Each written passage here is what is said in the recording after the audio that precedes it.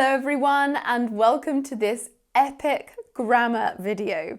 This is your chance to learn all of the tenses in English. This is basically like a full English course. It's going to be really long, so grab a tea or a coffee and settle in. I have put a quiz in the middle to keep you on your toes, but I understand some of you might put this video on whilst doing something else. I think that's a great idea. It's better than doing nothing. But that is also why I have created an epic ebook to go with this course. It contains all of the information from every lesson that you're going to watch, plus exercises to help you practice what you've learnt. You can download it for free, and I will also give you my B1 to C1 ebook for free. That contains an overview of all of the tenses you need to know at each level, B1, B2, and C1, plus lots of other grammatical structures, vocabulary, and even some pronunciation. To receive both of these amazing ebooks for free, follow the link on screen, scan the QR code, or click the link in the description box. You enter your name and your email address, and you choose your English level. You sign up to my mailing list, and the ebooks will arrive directly in your inbox. After that, you've joined my PDF club. You will automatically receive my free weekly PDFs and ebooks, alongside all of my news, course updates, and offers. It's a free service and you can unsubscribe at any time with one click. Okay, firstly, we're going to talk about the perfect tenses, from the present perfect simple to the future perfect continuous. Are you ready? Today's lesson is truly perfect. We're going to cover the perfect tenses. As I have heard you loud and clear, these are the tenses that you struggle most with. Don't worry, it's not your fault.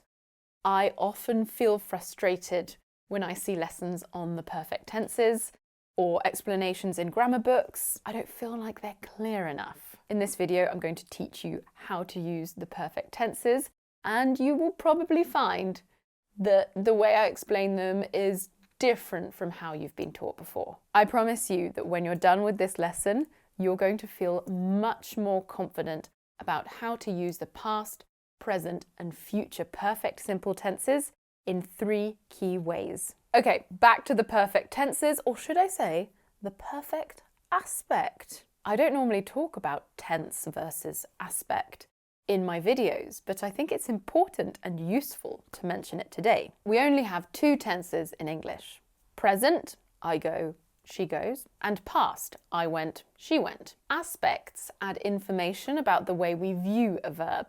For example, an aspect can show whether an action is complete or continuing. When we use the perfect aspect, we look back from a certain point in time to another point in time. I'm going to explain lots more about this, and I will give you lots of examples. I am going to refer to them as the perfect tenses from now on, because I think that's the name most of you are familiar with. We don't have to overcomplicate this. So, let's talk about how we form the perfect tenses. The present perfect simple and the past perfect simple have very similar forms. We form positive sentences in the present perfect simple with subject plus have or has plus past participle. And we form the past perfect simple with subject plus had plus past participle. I have been to London. I had been to London. To form negative sentences, we add not after have, has, or had. For example, she has not been to London. She had not been to London. And to form questions, we invert the subject and have, has, or had. Had she been to London? We form positive sentences in the future perfect simple with subject plus will have plus past participle. I will have been to London. To form negative sentences, we add not after will.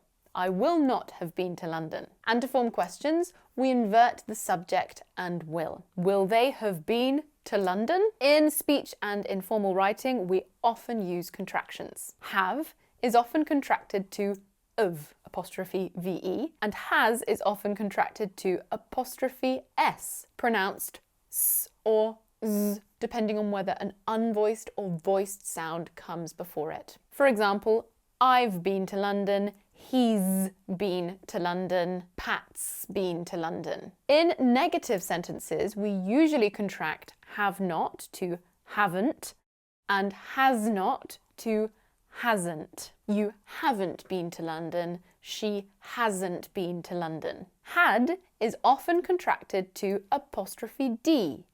He'd been to London. In negative sentences, had not is often contracted to hadn't. We hadn't been to London. Will is often contracted to apostrophe LL. They'll have been to London. Notice that I pronounce have as of when I'm speaking quickly. They'll have been to London. And will not is usually contracted to won't. I won't have been to London. Okay, now all of that's out the way, let's talk about the uses of the perfect tenses. In very general terms, we use the present perfect simple to look back from the present time. We use the past perfect simple to look back from a point in the past. And we use the future perfect simple to look back from a point in the future. It all makes sense. Let's talk about the 3 key uses.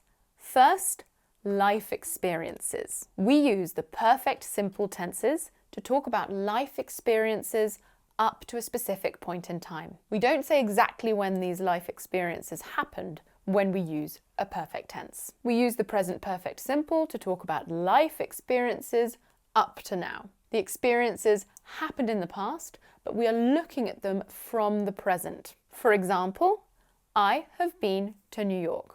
That means at some point in my life up to now, I went to New York. You don't know when exactly, but you know it was before the present time and that this event is completed. I am no longer in New York. We can use the past perfect simple to talk about life experiences that happened before a point in the past. For example, I had been to New York by the time I was 25. In this example, the point from which we are looking back is age 25. And the sentence tells you that before I was 25, I went to New York. We use the future perfect simple to talk about life experiences that will be complete by a specific point in the future. Here's that same example again. I will have been to New York by the time I'm 35. Age 35 for me is in the future. This sentence tells us that before I am 35, I will visit New York. You don't know when, but the action of visiting New York will happen before I'm 35. Okay, the next use I want to talk about is for unfinished states and actions. We can use the perfect tenses to talk about states and actions that begin before a point in time and continue up to that point. This usage often tells us the duration of the action up to a certain point. We can sometimes use the perfect simple or perfect continuous tenses when talking about how long something lasts. We use the present perfect simple to talk about states or actions that began in the past and continue to the present. We don't know if they will continue in the future.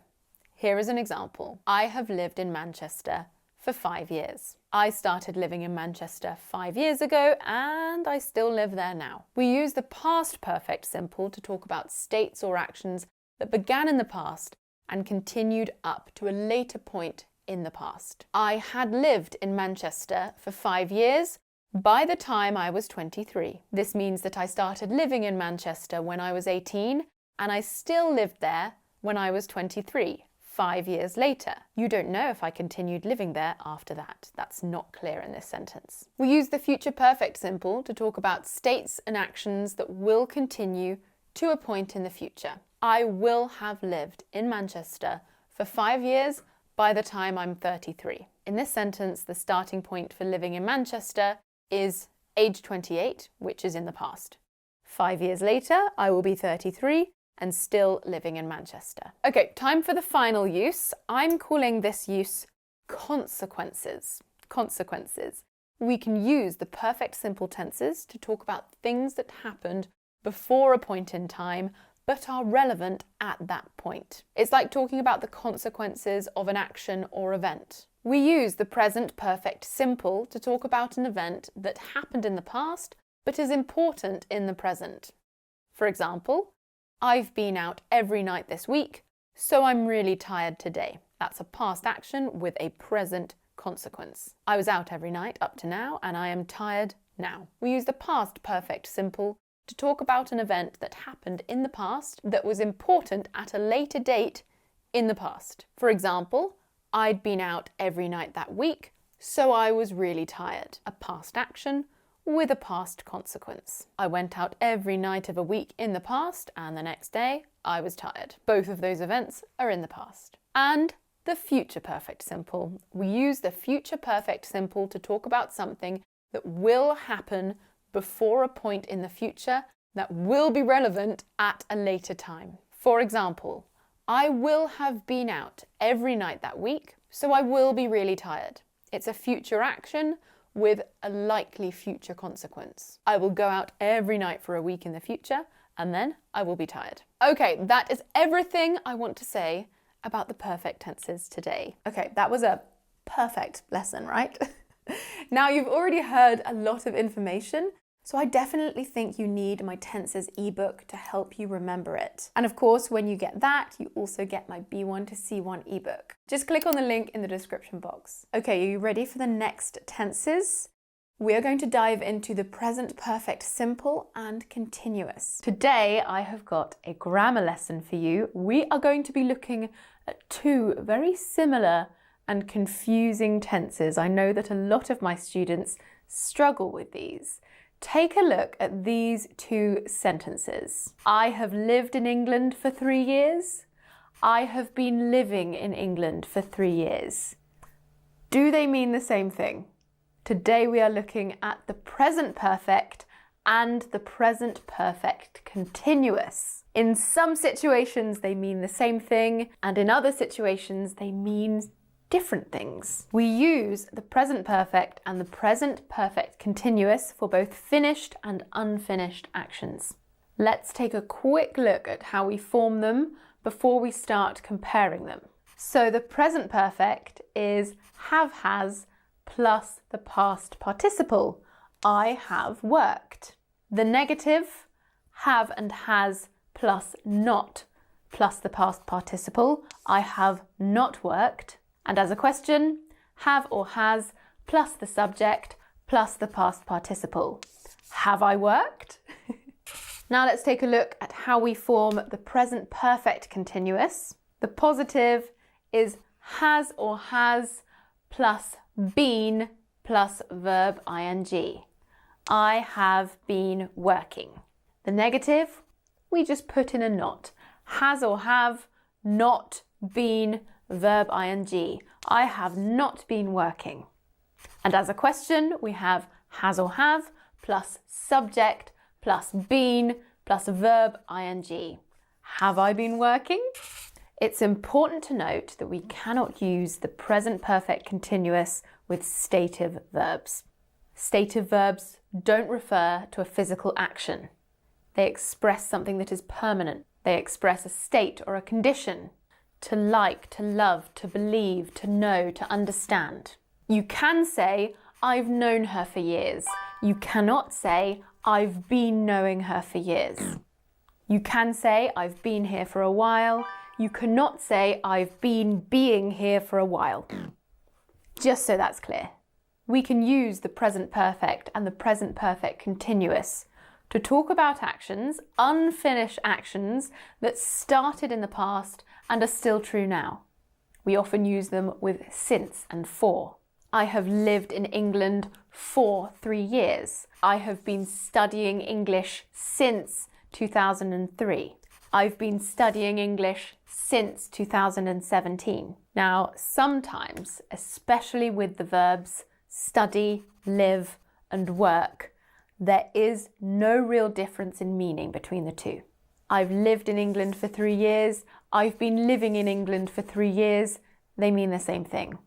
I've studied English since 2017. I've been studying English since 2017. Again, they mean the same thing.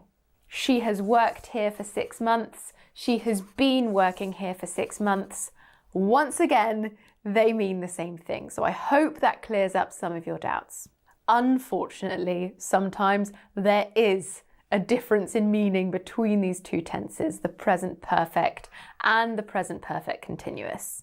I'm going to discuss 4 situations where there is a difference in meaning. Number 1, the present perfect continuous can be used to emphasize the amount or length of time that has passed, whereas the present perfect is generally neutral.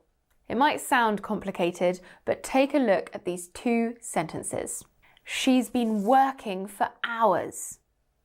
She has worked for hours. She's been working shows more emphasis about the hours that have passed. It's a very subtle difference, but it's there. The second situation. The present perfect is commonly used to talk about how much or how many, but this is impossible with the present perfect continuous. Let me show you. She has eaten 3 pieces of toast this morning. That sentence is perfectly fine. Let's try it with the present perfect continuous. She has been eating 3 pieces of toast this morning. It doesn't work. You can't use it. He's drunk 7 cups of coffee this morning. I hope not. Poor guy. You cannot say he has been drinking 7 cups of coffee this morning. It has to be the present perfect when talking about how much or how many. Let's take a look at the third situation. The present perfect continuous often focuses on the action itself, whereas the present perfect focuses on the completion of the action. Again, it's much easier to see this written out than to listen to an explanation, so I'll give you some examples. Take a look at these 2 sentences. I've been watching the TV series you recommended. I've watched the TV series you recommended. With the first one, I've been watching, I'm showing that I am still watching it. I haven't finished the action yet. Whereas with the second one, I've watched, I'm telling you that I have finished watching it. Sometimes it's not quite as obvious. She's been seeing a therapist. She's seen a therapist. With she's been seeing, it implies that her treatment is ongoing. She's still seeing that therapist. She's seen a therapist means she's seen one and now she may have stopped seeing one, or her treatment has ended. Another thing to note is that with the present perfect, we can use yet and already. I know lots of you struggle with for, since, yet and already. We've discussed for and since. Now, yet and already. I have seen the film already, or I've already seen the film.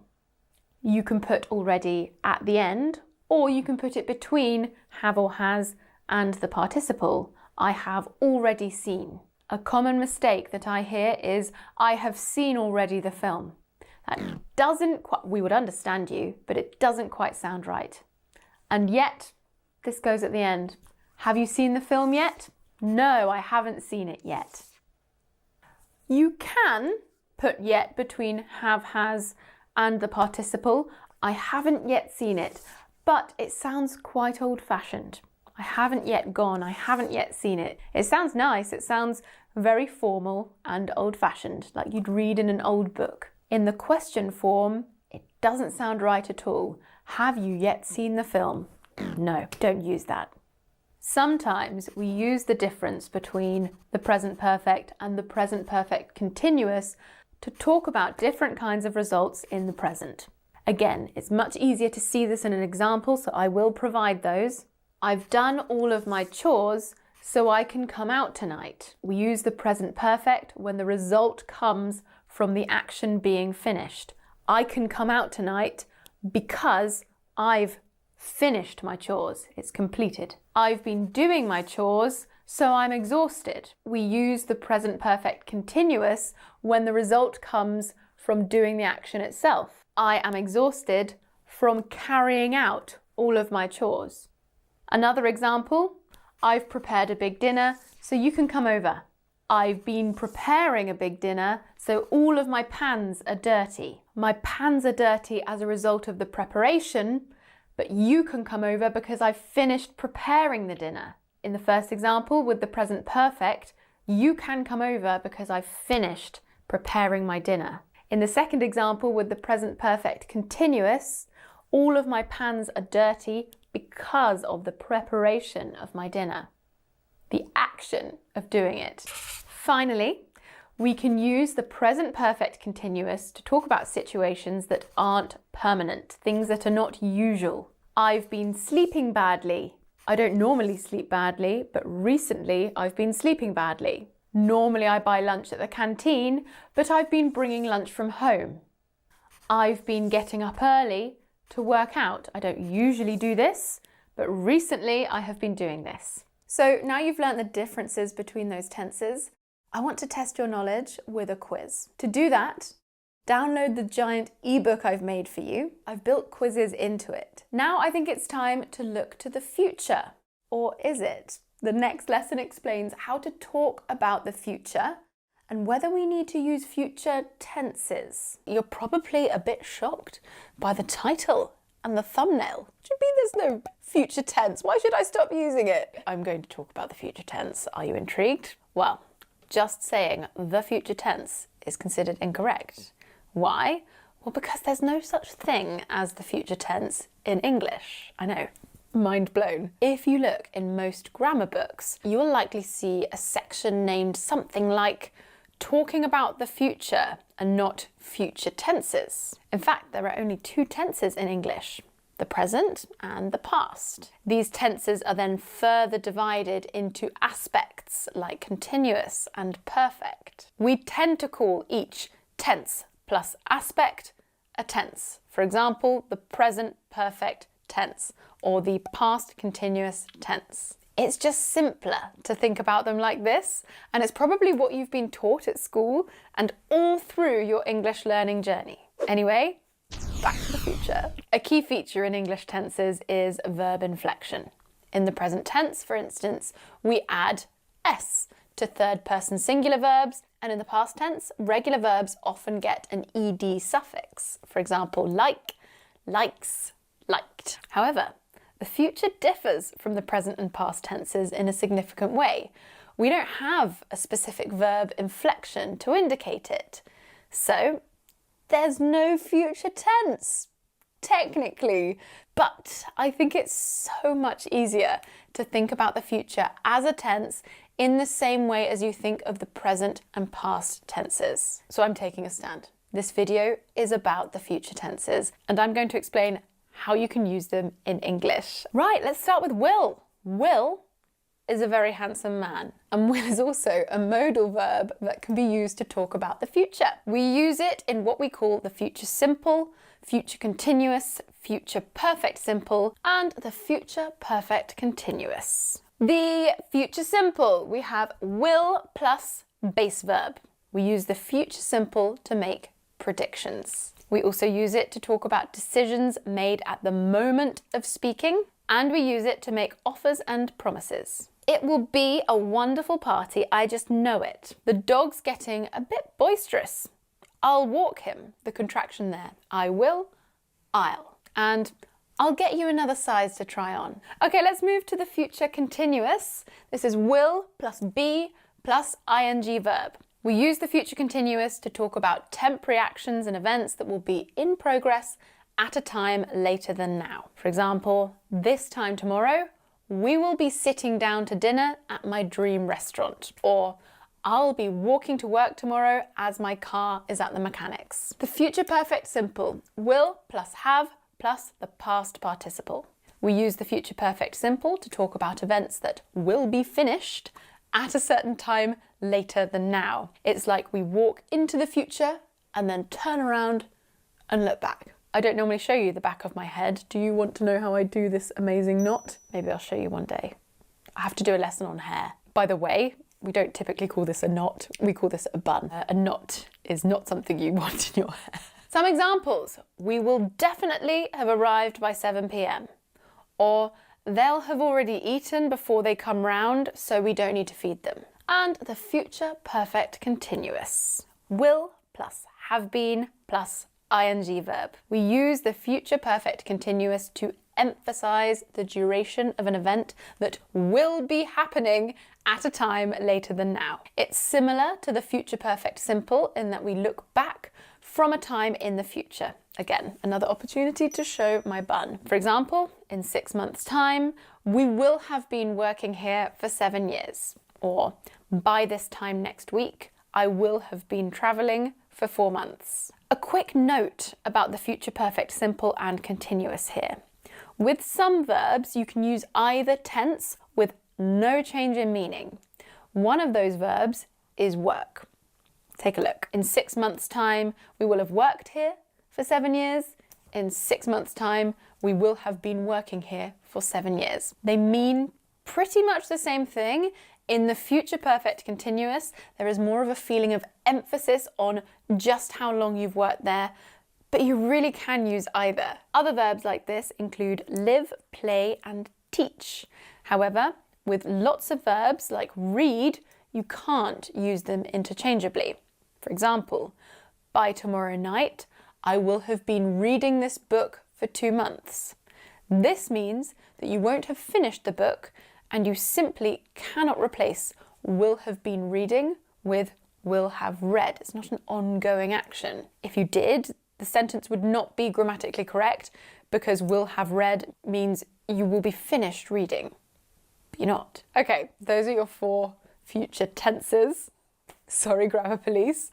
There are, of course, other ways to talk about the future apart from will. And we're going to look at them now using my Wheel of Fortune.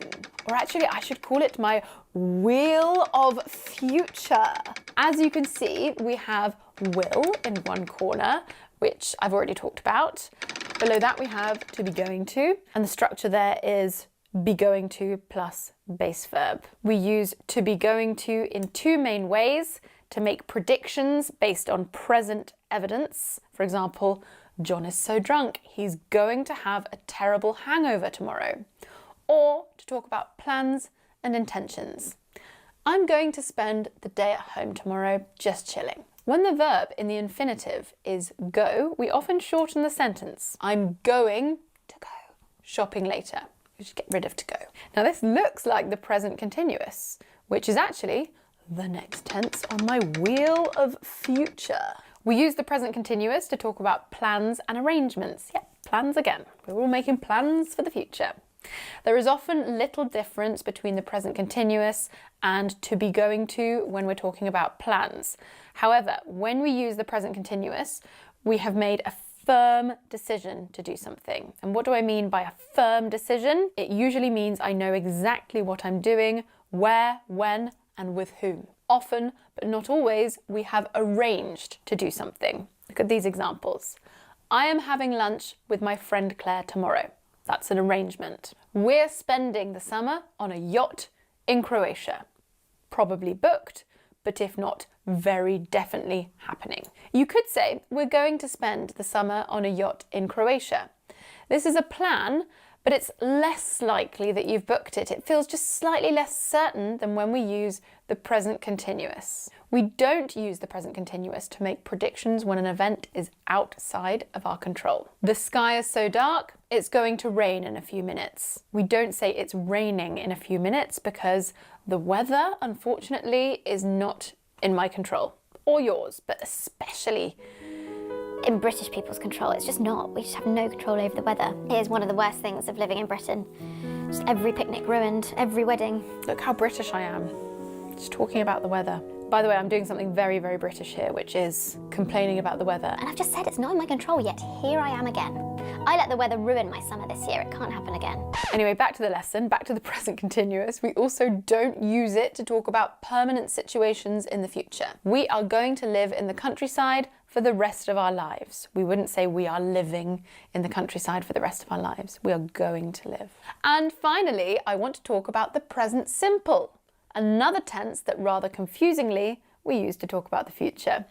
We use the present simple to talk about timetabled or scheduled events. Our plane leaves at 2:10 tomorrow morning. The exam finishes at 7, so pick me up then. Right, those are the 4 future tenses and some different ways we can talk about the future using other structures. What do you think? Do you find it easier to think of the future as a tense?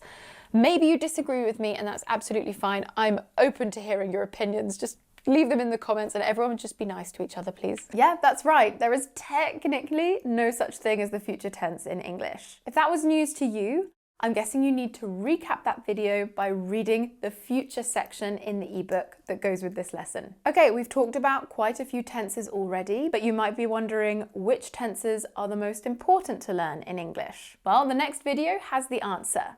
Did you know that 5 tenses make up 90% of English? Seriously, one of the 5 tenses is the present simple, but what are the others?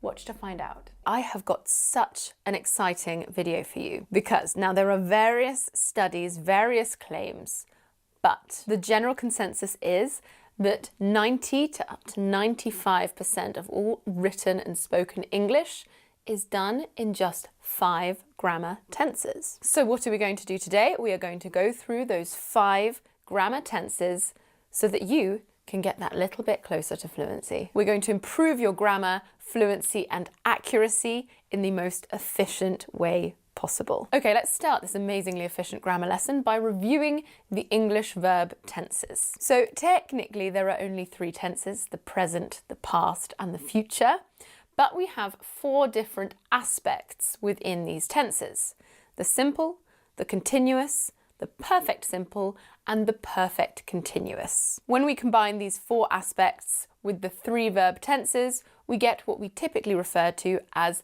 the 12 verb tenses. Some people like to include the conditionals in the tenses. I don't. You will hear some people say there are 16 tenses. I like to set the conditionals apart. Let's have a look at each one really quickly just to refresh our memories. The present simple is used for general truths, habits and permanent situations.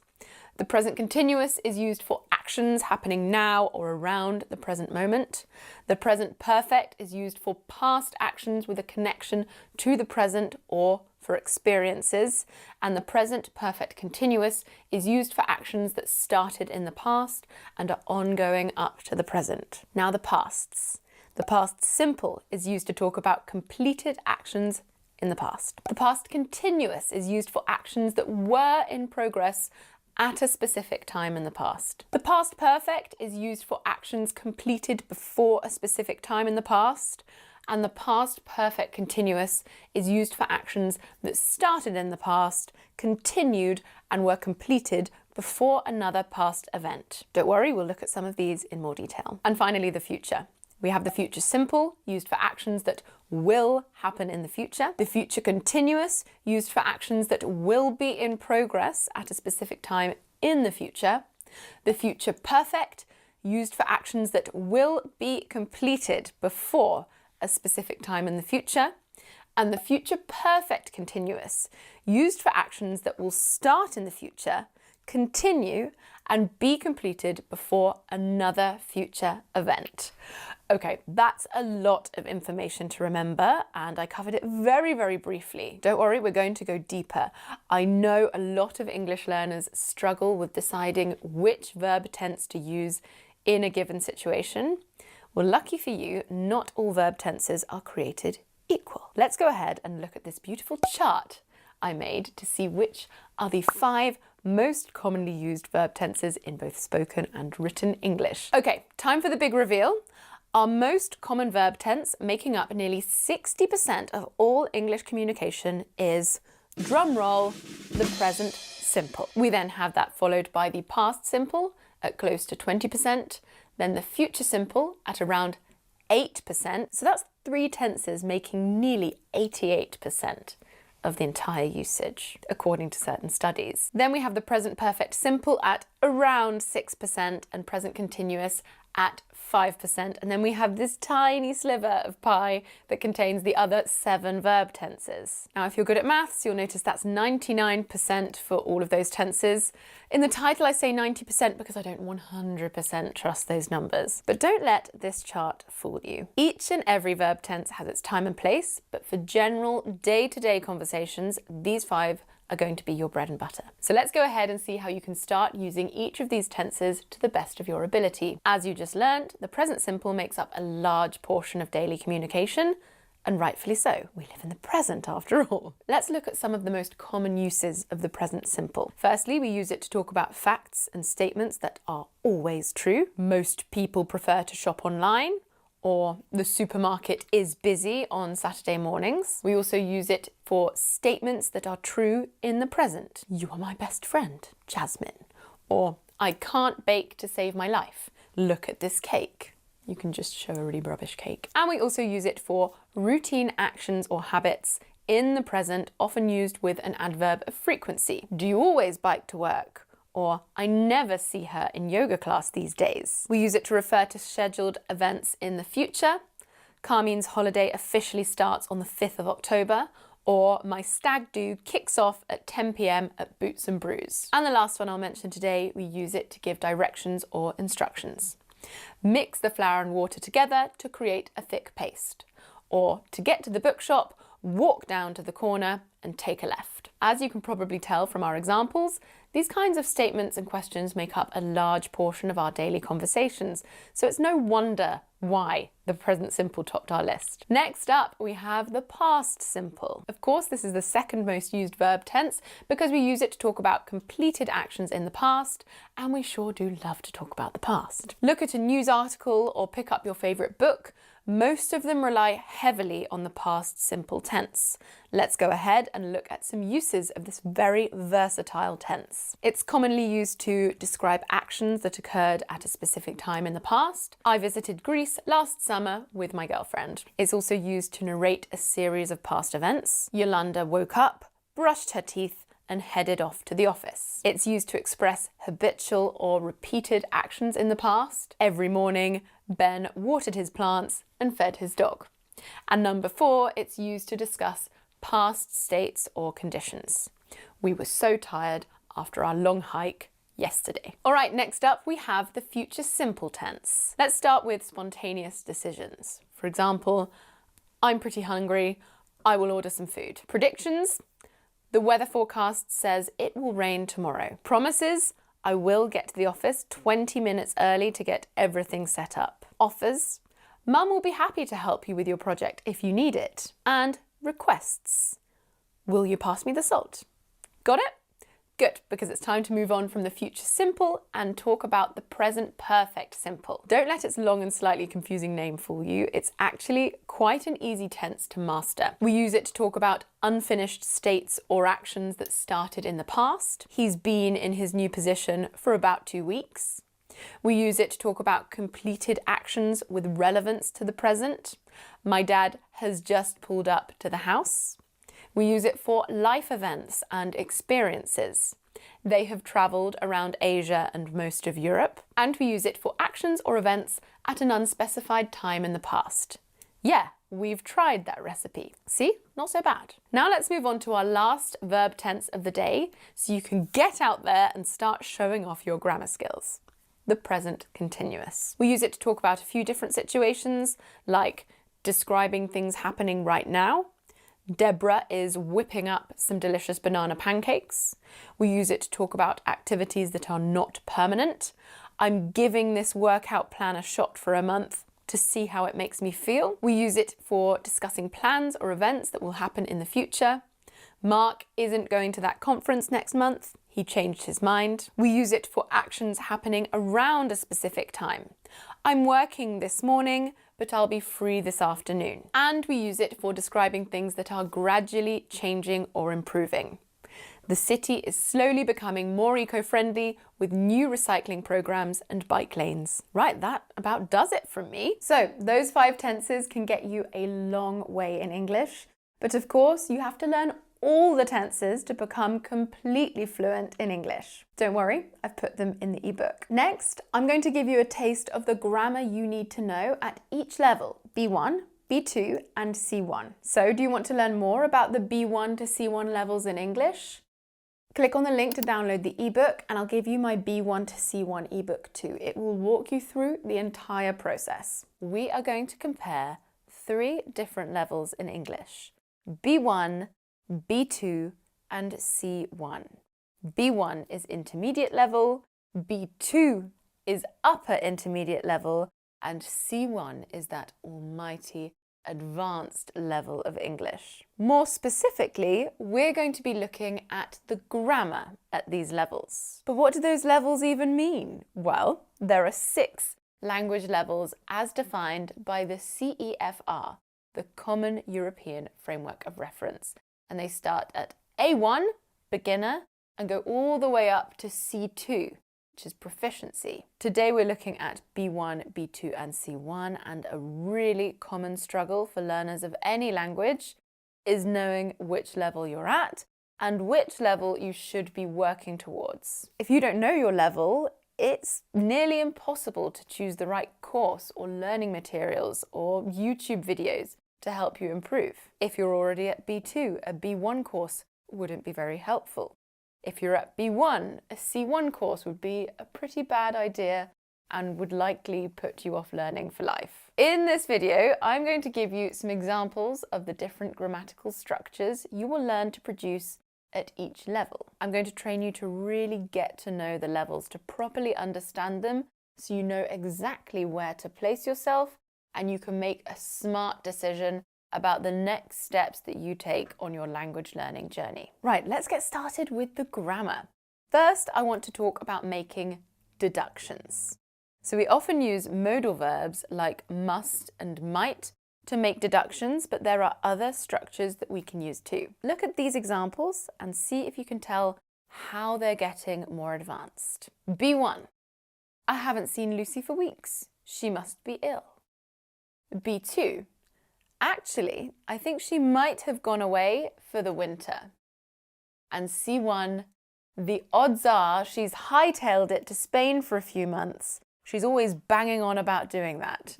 It's true, I am. It's my dream to be in Spain. In the B1 example, you saw a present modal of deduction, must be.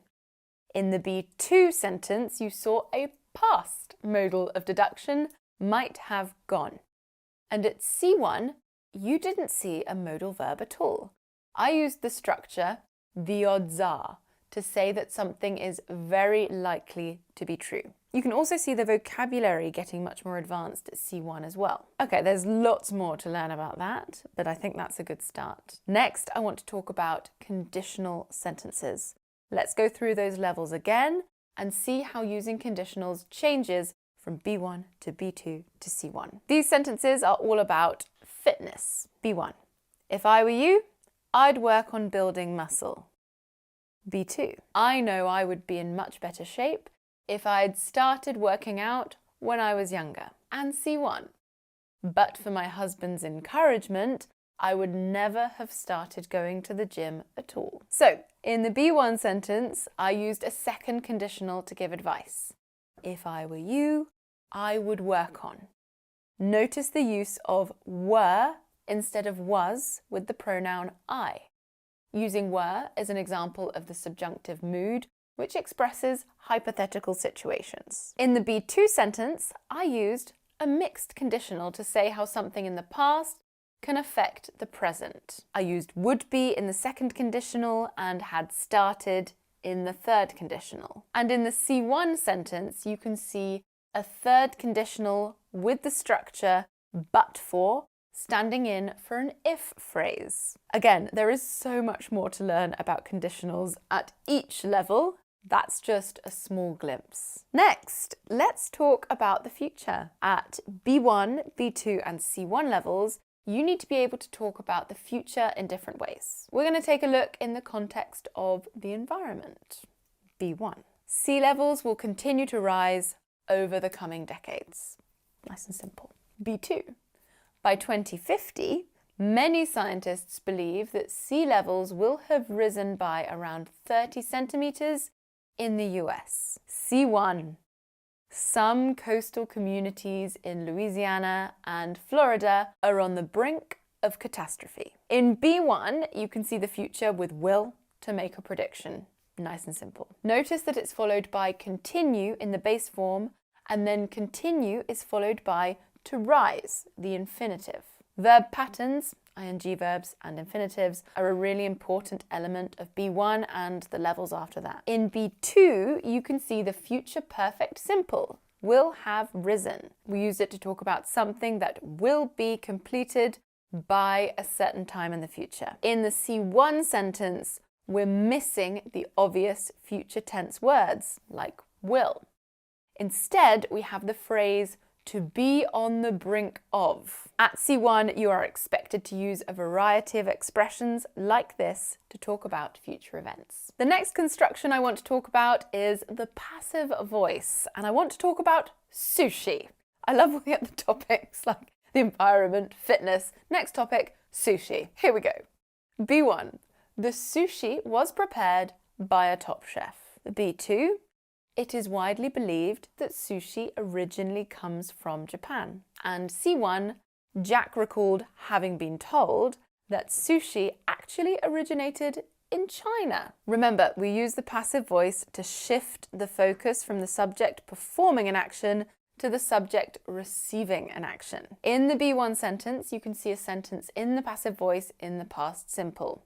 Was prepared. For B2, we can see an impersonal passive construction. It is widely believed that. We use this construction to say that people believe this, but not necessarily the speaker. It's very diplomatic. A politician might use it. And at C1, we see a passive ing form, recalled having been told. The verb to recall is followed by an ing verb and by the passive voice in this sentence. Finally, I want to talk about adjectives. And you start using adjectives right from A1 level, the very first beginner level. But as you move to higher levels in English, you are expected to move beyond flying is scary. So let's talk about flying at B1, B2 and C1 levels. So B1, flying is much less scary than I imagined. B2, the thought of it was utterly terrifying. And C1, for me, flying is not so much alarming as dull. So at B1, we use words like much and slightly in addition to basic comparative adjectives to move beyond A2 level and show big and small differences, much less scary. At B2 level, we use adverb adjective collocations to add some spice to our descriptions. Utterly terrifying, not bitterly or entirely terrifying. For example, utterly terrifying is a lovely collocation. They just fit together. It's what native speakers would naturally reach for. We talk a lot about adverbs and adjective collocations in our B2 program. I'll leave information for my B1, B2 and C1 programs in the description box as well, in case you're interested. At C1 level, we use a range of advanced comparative structures to compare things. Not so much alarming as dull, meaning it's boring, not scary. Okay, has that given you some idea of the grammatical structures and phrases you typically learn at B1, B2 and C1 level? Okay, the next video is one of the most comprehensive videos I have ever made. In the next 30 minutes, you will learn all 16 tenses in English. I'm including the future tenses there. After you've watched that video, you'll be ready for a quiz. I'm going to teach you all of the English tenses. So many of you have been requesting a tenses video. I say go big or go home. That's a great saying. It means either put in all your effort or do nothing at all. Go big or go home. I'd personally rather put in all of my effort. So today, in under 30 minutes, we will go through all 16 tenses, including the conditionals. You will walk away from this lesson with a much better understanding of English grammar. So today we're learning all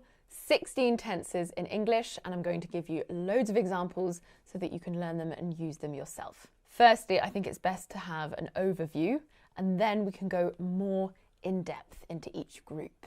I know that going over 16 tenses all in one lesson may seem like a lot, and it is. This is a big lesson, but they do share a lot of characteristics, so seeing them all together can make them easier to learn and remember. Let's go through them first. We have the present simple, I eat chocolate. The present continuous, I am eating chocolate. The present perfect, I have eaten chocolate.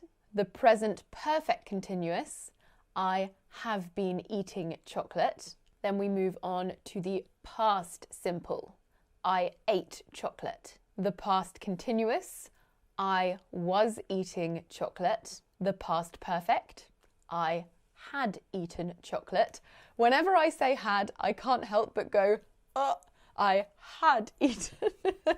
And the past perfect continuous, I had been eating chocolate. I just can't not do that. Now moving on to the future, we have the future simple. I will have a toothache after all this chocolate. Just kidding. I will eat chocolate. The future continuous, I will be eating chocolate. The future perfect, I will have eaten chocolate. And the future perfect continuous, I will have been eating chocolate. Last group we have is conditionals. The conditional simple, I would eat chocolate. The conditional continuous, I would be eating chocolate. The conditional perfect, I would have eaten chocolate. And finally, the conditional perfect continuous, I would have been eating chocolate. Can you see how many similarities there are between all of these tenses? Now let's look a little more closely, starting with the present tenses. The first tense that you learn in English is usually the present simple, and that's for good reason. It's actually the tense that native speakers use in around 50% of their written and spoken communication. We do use the other present tenses quite often too, so they are all really, really important. The present simple, I work on Tuesdays. This is used to talk about general statements, habits and facts. The present continuous, I am working now. This is used to talk about actions that are happening right now. The present perfect, I have worked at a pub. We use this to talk about past events or past actions that have present consequences. And the present perfect continuous, I have been working for 3 hours today. This is used to talk about an action that started in the past and continues to the present. Okay, the structure of the present simple. Like its name, it is fairly simple. We have the subject plus the base form of a verb, except from in the third person singular. And this always catches my students out when they're relatively new to learning English. In the third person singular, we add an S. So for I, you, we, and they, it's I work, we eat, they play, you do. But for he, she, and it, it is she works, he cleans, it smells. Another exception is be, the verb to be. To be has its own forms in the present simple. I am, you are, he, she, it is, we are, they are. As I said before, we use the present simple to talk about general statements, facts, and habits. We also use it to talk about scheduled events like plane and train times. Here are some examples. I am a woman. My name is Lucy. This is a general statement or fact. Mary meets her friends on Friday evenings. That's a habit. The train to London leaves at 8 p.m. That's a scheduled event in the future. Our dog eats the cat's food, and that's a habit. A habit we're trying to conquer at the moment. We don't know why he started doing it, but he has since we moved house. Right, let's move on to the present continuous. We use the present continuous to talk about things that are happening at the moment of speaking, but be careful. In general, there is an exception, we can't use state verbs, words like hate, love, want, for example. There is an exception there, and I will mention it. It's to do with slang. The structure of the present continuous is subject plus be plus verb ing. It rhymes. Subject plus be plus verb ing. You can use that. Here are some examples. I am teaching English. They are baking cookies. We can also use this tense to talk about things that we think are temporary. Compare these two sentences. James lives in Manchester. James is living in Manchester. In the first sentence, I use the present simple because I think that his state is more or less permanent. But in the second sentence, I use the present continuous because I think his situation might be temporary. He's living in Manchester now, but I don't know what might happen in a few weeks or months. Perhaps he's studying there, or he's working there for a short time. Now, you will hear native speakers use state verbs in the present continuous in this form, or to show this meaning. I am loving my Christmas jumper right now. Love is a state verb. I'm not meant to use it, but it means right now a trend that I'm enjoying is my Christmas jumper, which I must say, I think this is a very nice Christmas jumper. I actually had another option today. It was between this one, which I wore last year, but I got this one on a second-hand website. Very happy with myself. Anyway, back to the tense lesson. You'll also hear people say, oh, no, I'm hating that song right now. It means it's a temporary state. For some reason right now, I don't enjoy that song temporarily. I'm hating it. So when you hear teachers say never use a state verb in the present continuous, take that with a pinch of salt. We also use the present continuous to talk about arrangements. This means that we are planning to do something in the future and it involves another person or business. Let me show you an example. I am having my hair cut on Tuesday. Sarah is meeting her parents tomorrow. They are plans, but they depend on someone else. Let's take a look at some examples. Kate is studying business. Temporary situation, happening now. We are meeting our friend next Friday in Edinburgh. Arrangement involving someone else. We are driving home. We are doing this right now in the moment. It is snowing, for example. It did actually snow the other day. It was magical. But enough about my weather. Let's move on to the present perfect. The structure of the present perfect is subject plus has or have plus the past participle. There are three main ways that we use the present perfect in English. The first is to talk about things that started in the past and continue to the present. It's very important to remember that they are unfinished actions. When we talk about these events or states, we often mention how long they've been going on for or when they started. For example, I have lived in the UK all my life, or she has been at university since 2020. William and I have been married for 2 months. Oh, 3 months. Oh, it's our 3-month anniversary nearly. How exciting. The second way that we use the present perfect is to talk about our experiences up to the present. When we do this, we don't talk about exactly when something happened. We are just generally telling somebody about our life experiences. For example, she has been to Canada 3 times. We have met the Queen. I have read all of the Harry Potter books. Finally, we also use the present perfect to talk about past events and actions that have consequences in the present. For example, I have eaten breakfast, so I'm not hungry. Or Mike has lost his keys, so he's going to be late for work. Let's move on to the last of the presents, the present perfect continuous. I've just realised I look like a present and I'm talking about the present tenses. Maybe I should have just made a video about the present tenses dressed as present.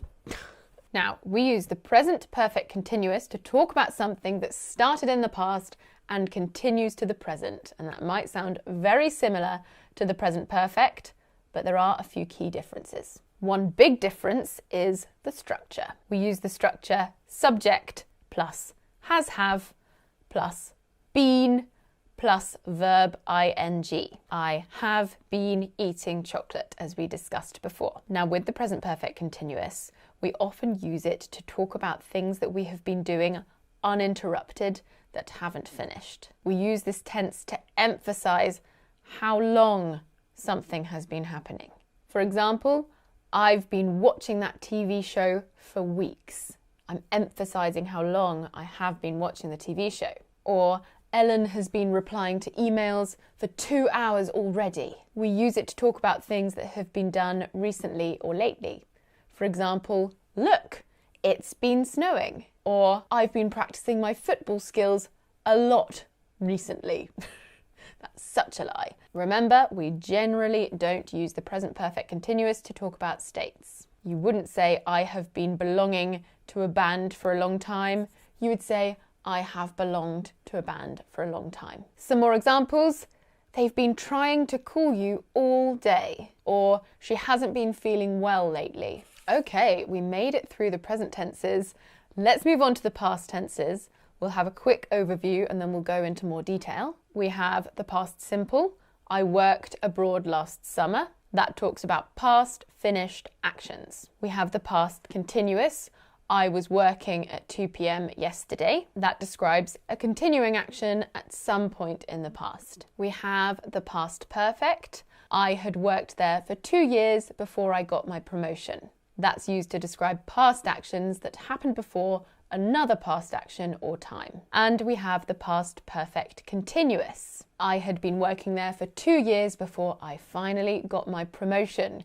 Very similar to the previous one, but we'll go into more detail. We use the past perfect continuous to talk about past actions that continued to a past point in time. Let's start with the past simple. This one is nice and easy. It's the second most common tense that English speakers use. We use it to talk about events that happened before the present moment. These must be finished events or actions, and we often say when they happened, although that's not obligatory. The structure is the subject plus regular verb, ed. However, lots and lots of verbs are irregular. And I do actually have a video on some of the most common irregular verbs that could be really useful, so I will leave that link down in the description box. An example, I went to bed at 10 p.m. last night, or Dennis ate a box of chocolates for breakfast. Live your life, Dennis. That sounds like my kind of breakfast. Another example, my husband bought me flowers last week. Not true though, not true. Maybe next week. Okay, let's move on to the past continuous. The structure of this tense is subject plus was or were plus verb ing. We can use this tense to talk about actions or states. One way in which we use the past continuous is to say what was happening at a specific moment in the past. For example, Tom was cooking dinner at 7 p.m. yesterday. We can also use it to give background information about something. For example, Will was speaking to me whilst I was trying to record a video. Or, it was snowing when I went outside. We also use it to say that an ongoing action was interrupted by another action. In this case, it's usually paired with another clause in the past simple. We were eating dinner when he arrived. We were eating dinner over this long period of time and he arrived right then. Or they were chatting about their holiday when Ben called them. Let's move on to the past perfect. The past perfect tense is used to talk about events that happened before another event or up to a certain time in the past. Again, it is often used with the past simple. The structure is as follows. Subject plus had plus past participle. And if you don't do that when you say had, you're not my student. Let's take a look at some examples. When I arrived at the bus stop, the bus had already left. Already happened. Or you had travelled to 10 countries before your 2nd birthday. Or she had worked at the company for 5 years before it closed. Or we had already eaten dinner, so we weren't hungry when dinner was served. Finally, let's discuss the past perfect continuous. The structure is subject plus had been plus verb ing. Now, the past perfect and the past perfect continuous, what a mouthful, are often used interchangeably by native English speakers. There's no difference in overall meaning. Take a look at these two sentences. There's no real difference in overall meaning. I had worked there for 5 years when the company closed, or I had been working there for 5 years when the company closed. No real difference, we can say either. However, you should use the continuous form in these two situations. If you are talking about an action in the past that continued up to a certain time and continued after it, or if you're talking about a repeated action that happened in the past up to a certain point. Let's take a look at some examples. They had been walking for hours before they decided that they were lost. Or the orchestra had been practicing for months before the concert happened. In the words of Bon Jovi, I think we're living on a prayer because we are officially halfway there. It's time to move on. If you're still here, you're doing really well. Really, really well. Let's have a quick overview of the future tenses. We use them to talk about events after the present moment. We have the future simple. I will work in the summer. This is used to talk about events or actions that we believe will happen in the future. We're nearly certain. We have the future continuous. I will be working at 2 o'clock tomorrow. We use this for actions at a specific moment in the future. We have the future perfect. I will have worked there for 2 years on Sunday. We use this to talk about an event or an action that is planned or expected to happen before a certain time in the future. And we have the future perfect continuous. I will have been working there for 2 years on Sunday. Very similar to the last. We'll talk about that. We use this to talk about an action that will continue up to a certain point in the future. Let's take a closer look now. The future simple, the easiest way to talk about the future. The structure is subject plus will plus base form of the verb. We can use it to talk about things that we think will happen in the future. I think it'll rain tomorrow. I'm sure you'll love this book. We can also use it to make offers or promises. I'll help you carry those boxes. Richard will call you tomorrow. And finally, we can use it to talk about facts in the future. It will be our first wedding anniversary next year. Or our house will be 300 years old soon. Let's move on to the future continuous. The structure is subject plus will be plus verb ing. This tense is used to talk about actions that will be in progress at a certain point in time. These actions will start and end in the future, but we don't know when. I will be eating dinner at 8 p.m. tomorrow. I don't know when I'll finish. It also indicates that an action will be carried out over a period of time, not simply in an instant. I'll be playing tennis tomorrow. That will be a considerable amount of time, maybe 30 minutes to an hour, not just a second. We also have the future perfect. We use the future perfect to talk about actions or states that will be completed before a certain point of time in the future. We often use time clauses with the future perfect, like by or when I'm older. I'll show you lots of examples, but first the structure: subject plus will have plus past participle. Some examples: I will have retired by the time I'm 65. We're using by there to show that final point. Or you will have finished the popcorn before the film starts. Or come over at 9 p.m. My parents will have left by then.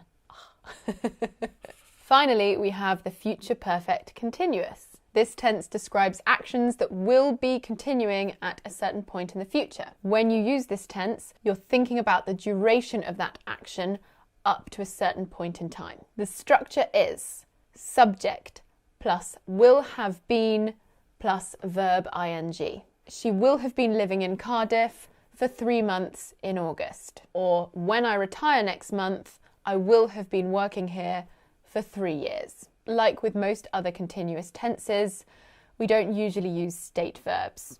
It should be, I will have had my cat for 5 years this Christmas, rather than I will have been having my cat for 5 years this Christmas. You also can't use the future perfect continuous to talk about finished actions. You just have to use the future perfect instead. Finally, the last 4 tenses are the conditional tenses. We use these tenses to talk about hypothetical situations or an event that depends on another event or state. These conditional tenses often form part of conditional sentences, but they don't always have to. Let's have a brief overview. We have the conditional simple. I would work abroad if I could. We use this to talk about hypothetical actions in the present. We have the conditional continuous. I would be working abroad now if I wasn't stuck here. We use this to talk about hypothetical continuous actions in the present. We have the conditional perfect. I would have worked abroad last year, but I didn't get my visa. We use this to talk about hypothetical actions in the past. And we have the conditional perfect continuous. I would have been working here for longer if I had got my visa earlier. We use this to talk about hypothetical actions that started in the past and continued. It's formed with the subject plus would plus the base form of the verb. I would travel in first class. She would walk to work. Now, these sentences don't really have a lot of meaning on their own, so they're usually coupled with another idea. I would travel in first class if I won the lottery. Or she would walk to work if she lived closer. Would can be replaced with could, should, or might, but this does change the meaning. I am currently considering creating another video on modal verbs. There's one from years ago, but I feel it needs updating. If you'd like a lesson on modal verbs, let me know in the comments section down below. If I see enough of you, then I'll know it's worth making. Some examples. He could get a dog if he wanted. You should see a doctor. I might go to the beach tomorrow. Let's take a look at the conditional continuous. When we use the conditional continuous, we put the focus on the duration of a hypothetical action. This means that we use this tense to talk about a longer action, when we want to emphasize or we want people to focus on how long an action would take. The structure is subject plus would be plus verb ing. It expresses an unfinished or continuing hypothetical action, an action which is the probable result of an unreal condition.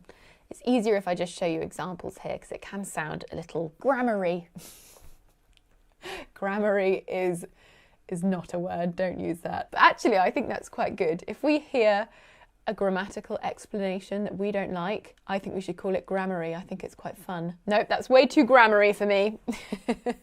I would be writing emails if I was at work, but I'm not at work, so I'm not writing emails. He would be walking his dog right now if he hadn't broken his ankle, but he has broken his ankle, so he's not. You can use could, should, and might in these sentences, but again, it changes the meaning. You should be unpacking the shopping I just bought, or I could be sitting on a beach in Jamaica right now. Now let's take a quick look at the conditional perfect. When we want to change the past, we use the conditional perfect tense. Of course, we can't really change the past, so this is hypothetical. We talk about what we would have done. The structure is subject plus would have plus past participle. I would have told John not to come. I would have bought that house, but I couldn't afford it at the time.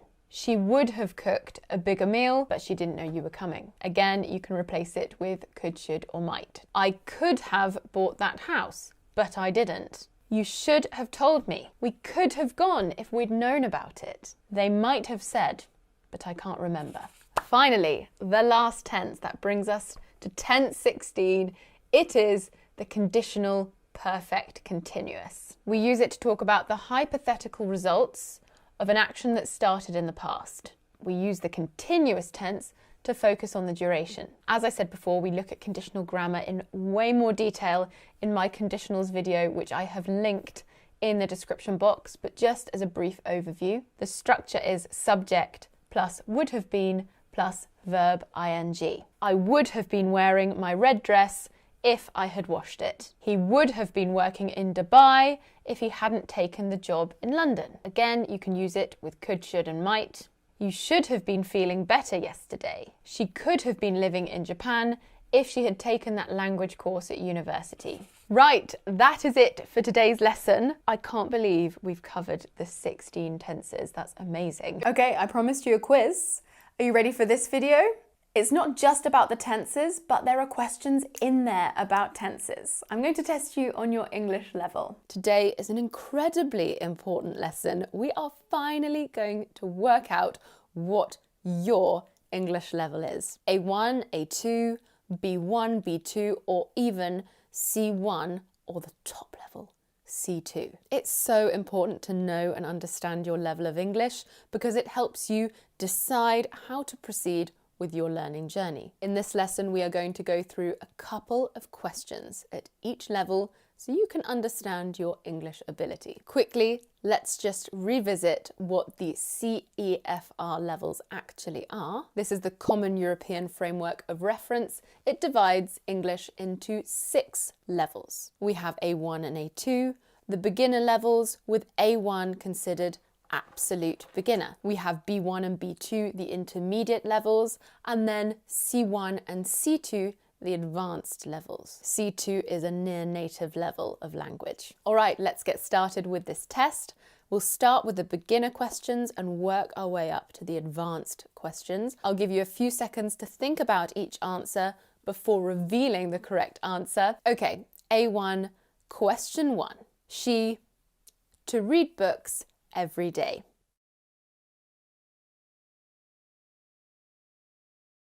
It should be B, likes. She likes to read books every day. Number 2, I have 2 and 1 brother.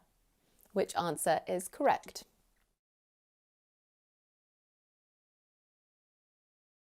It should be D, sisters. I have 2 sisters and 1 brother. And number 3, I can't see very well. Have you seen my... What should it be?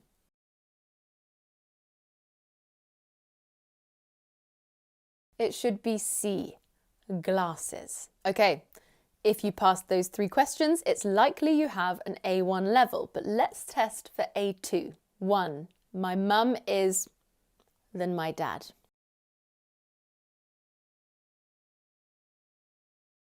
It should be B, taller. My mum is taller than my dad. If you study, you, the test. What should it be?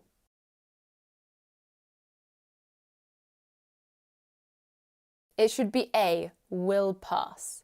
If you study, you will pass the test. And number 3, which of these sentences is correct? I'll give you a bit of extra time here.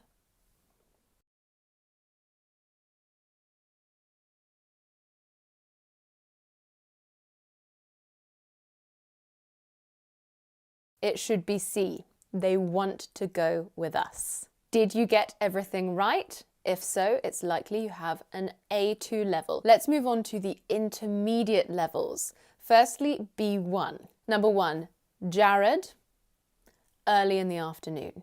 Which one's correct?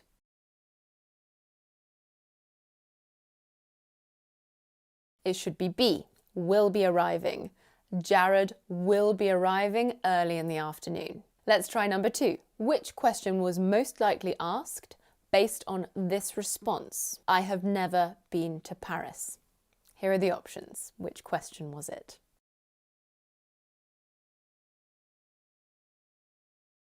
It should be D. Have you ever been to Paris? And 3. Report this sentence correctly. I have to work tomorrow. Which one should it be?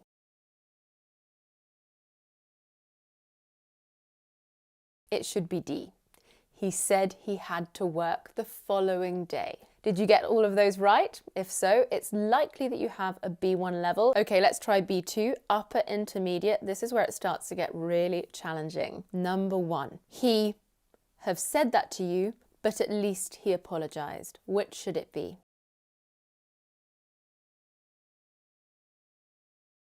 It should be B, shouldn't. He shouldn't have said that to you, but at least he apologized. 2, choose the relative clause in this sentence here.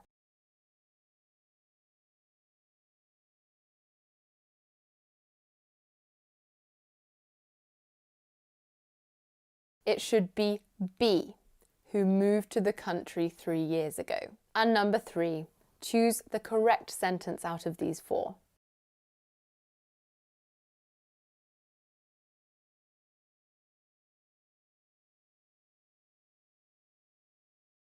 It's A.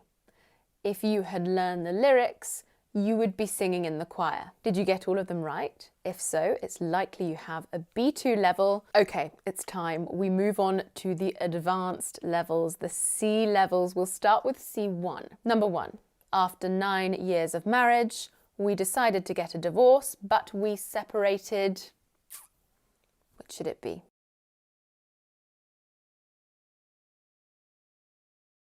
It should be B, on good terms. We separated on good terms. Number 2, we have developed several new for market research to streamline our ongoing.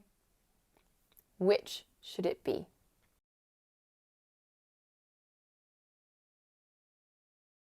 It should be A, criteria and analyses. We have developed several new criteria to streamline our ongoing analyses. And number 3, which of these sentences uses the passive perfect infinitive correctly?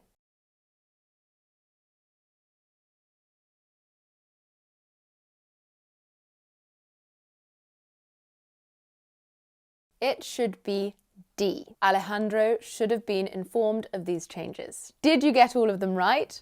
If so, it's likely that you speak English to a C1 level. Let's move on to our final highest level, proficiency level, C2. Number 1, his lack of and general unhappy nature contrasted sharply with the extreme composure and humour of his brother. Which should it be?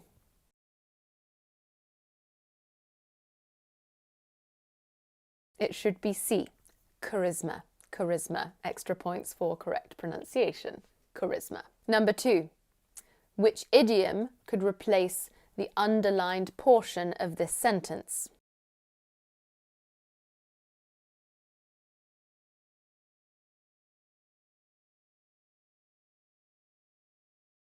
It's B, to go back on his word. To go back on his word, to not fulfill a promise. And number 3, the department head of finance assured me that this matter as quickly as possible.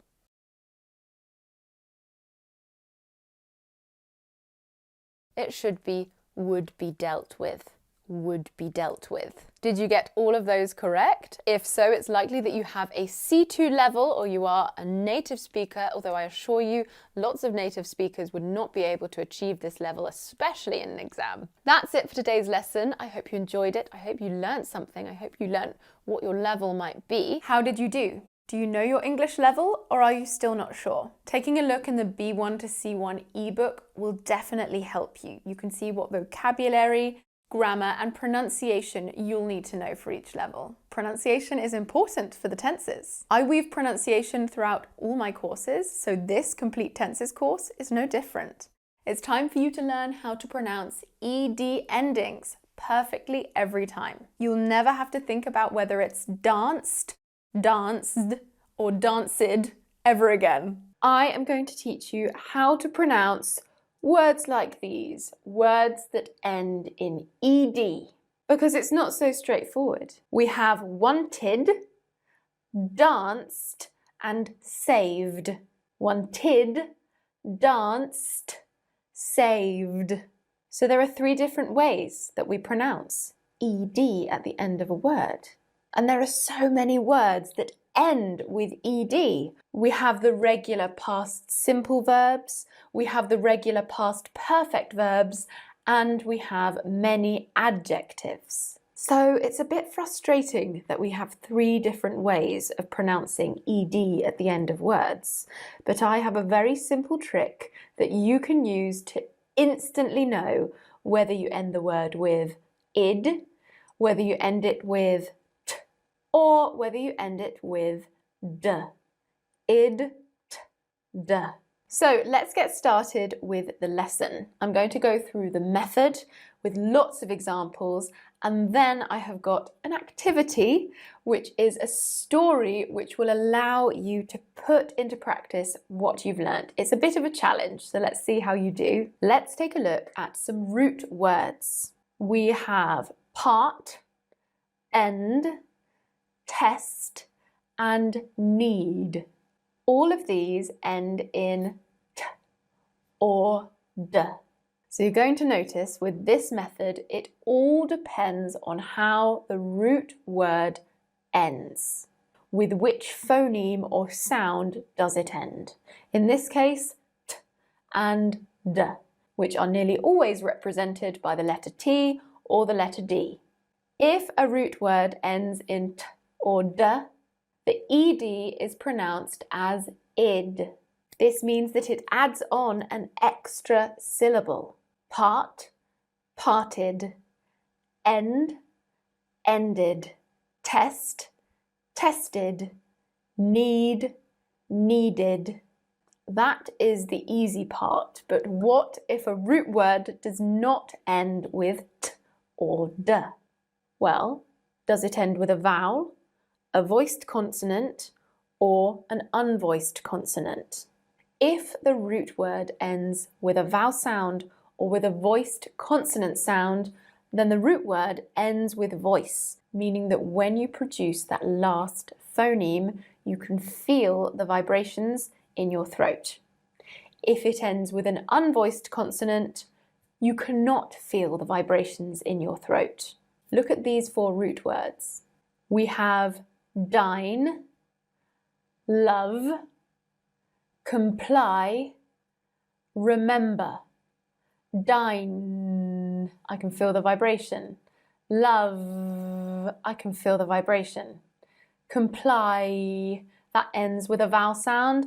And remember, still with voice. Remember that in received pronunciation, if a word ends with R, the R is not pronounced. In American English, you might say remember, but in received pronunciation, remember, All of these root words end with voice.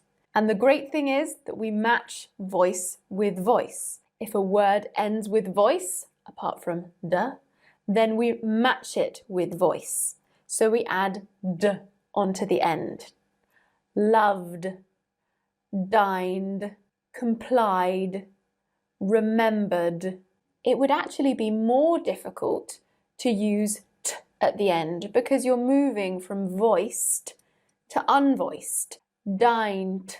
Okay, so moving on to the root words that end with an unvoiced consonant. Take a look at these 4. We have clap, kick, dance, and wash. P, k, s, sh. None of the endings have voice in them. Just like we matched voiced with voiced before, we match unvoiced with unvoiced. So in this case, ED is pronounced as t. Clapped, kicked, danced, washed. Try ending these words with the d sound. In my opinion, it's a lot more difficult. So that's the theory behind it all, looking at the last sound in the root word and then working out what the next sound should be. With root words that end in any sound other than t and d, there is no extra syllable. Love is not loved or loved, it's loved. Kicked isn't kicked or kicked, it's kicked. No extra syllable.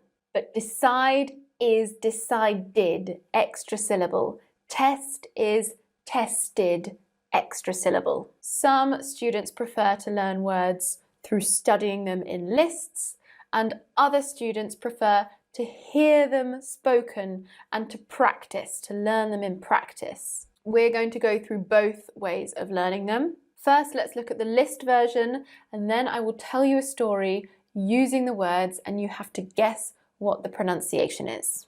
Here are the sounds that come before id as ed. T, wanted. D, decided. And here we have the sounds that come before d as ed.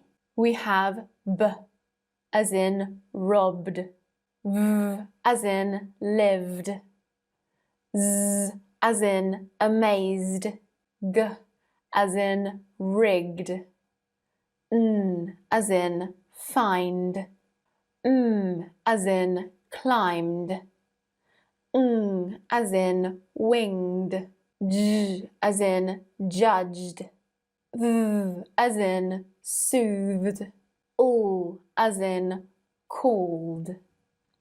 And then I've included R just so you know for American English pronunciation that it would be followed by D.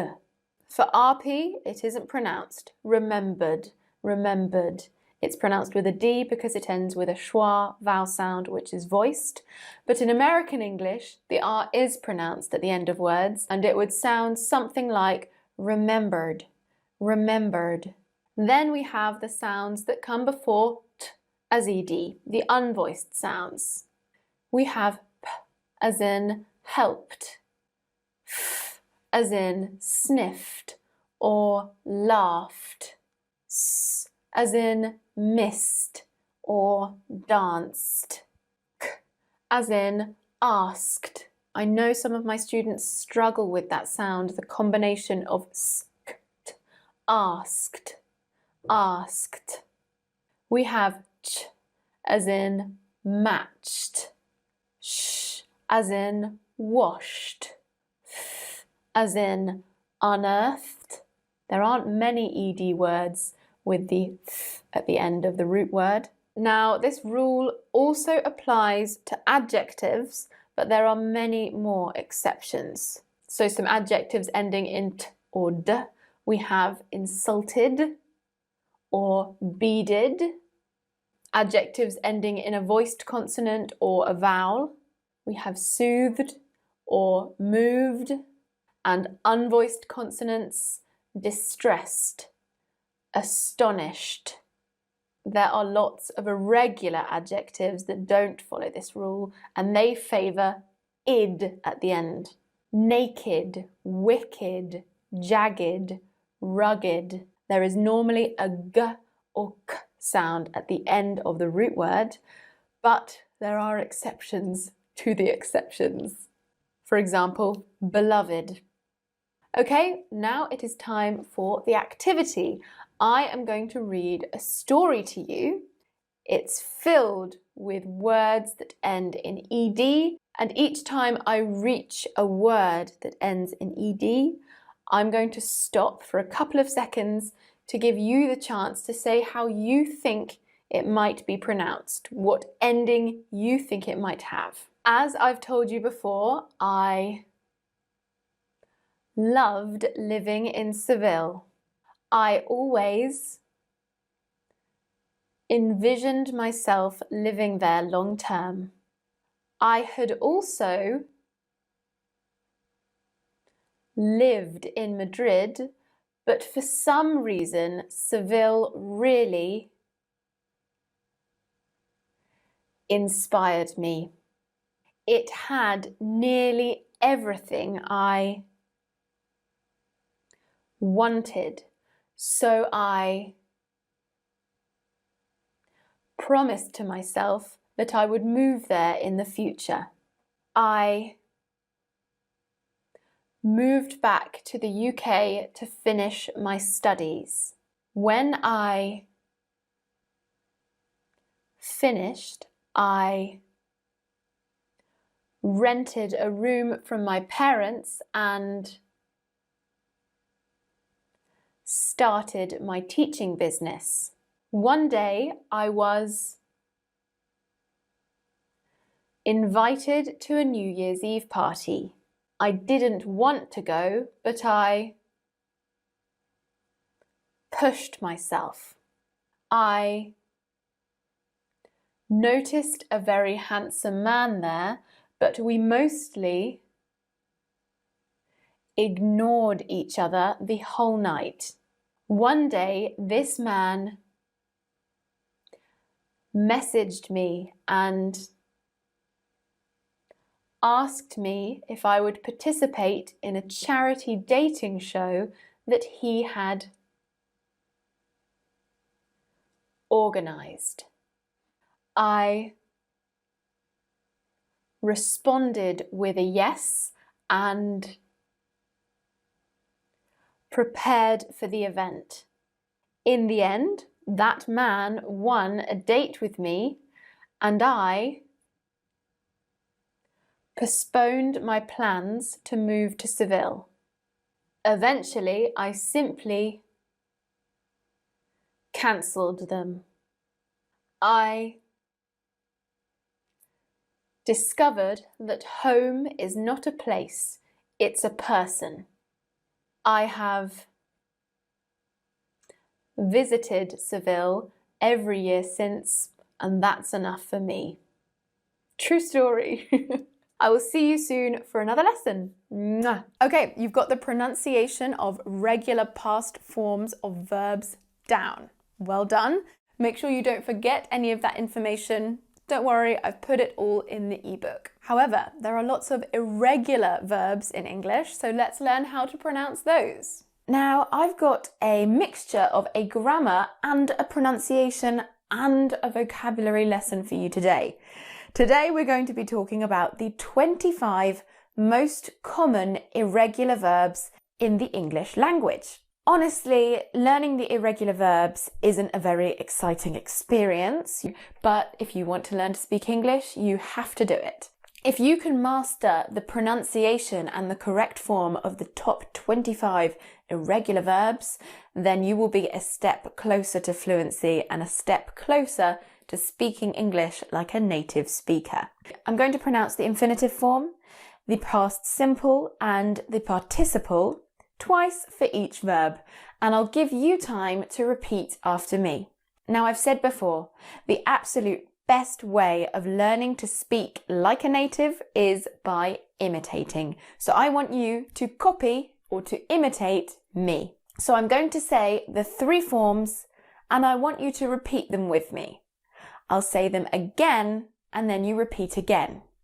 Now, the reason I'm saying all 3 together is because I want you to get them stuck in your head. I want you to learn them in that order. You will be much more likely to remember them if you learn all 3 together. So let's get started. Number 1, to be. Be, was, were, been. Be, was, were, been. Then we have to have. Have, had, had. Have, had, had. The next one, number 3, to do.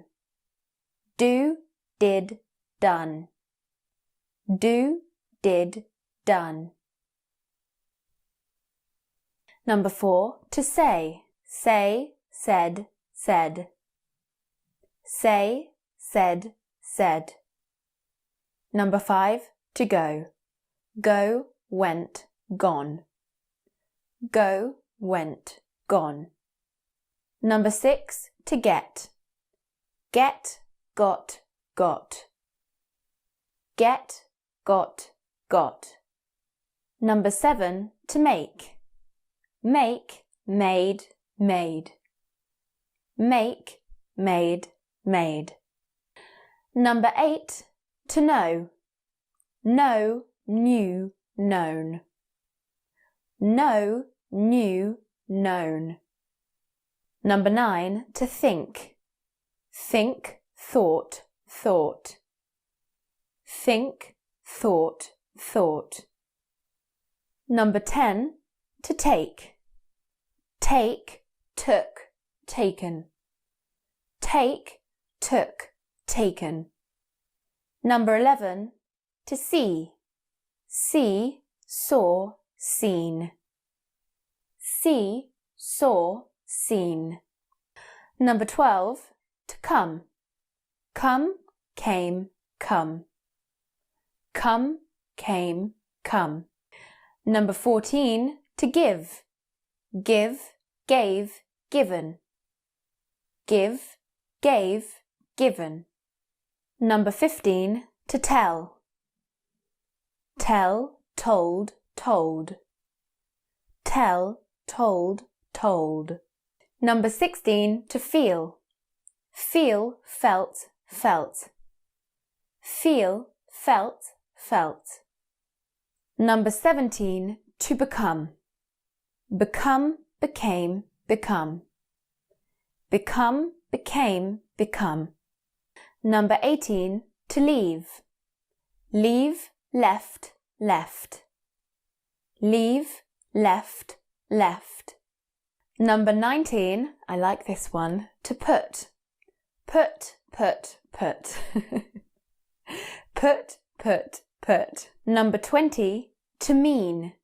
Mean, meant, meant. Mean, meant, meant.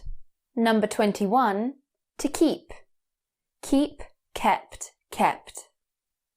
Keep, kept, kept. Number 22, I also like this one, to let. Let, let, let. Let, let, let. Number 23, to begin. Begin, began, begun. Begin, began, begun. Number 24, to show. To show, showed, shown. Show, showed, shown. And number 25, to hear. Hear, heard, heard. hear, heard, heard.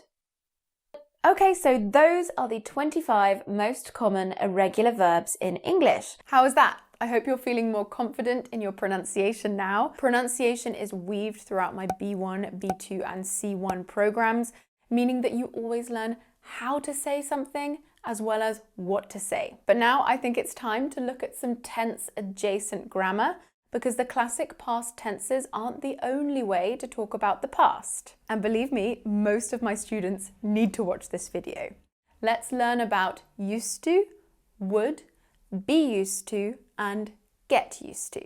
Today, we are going to talk about used to, how are they different? Would, to be used to, and to get used to. If you have any doubts about the use of these, then this lesson is for you. And of course, I have a quiz.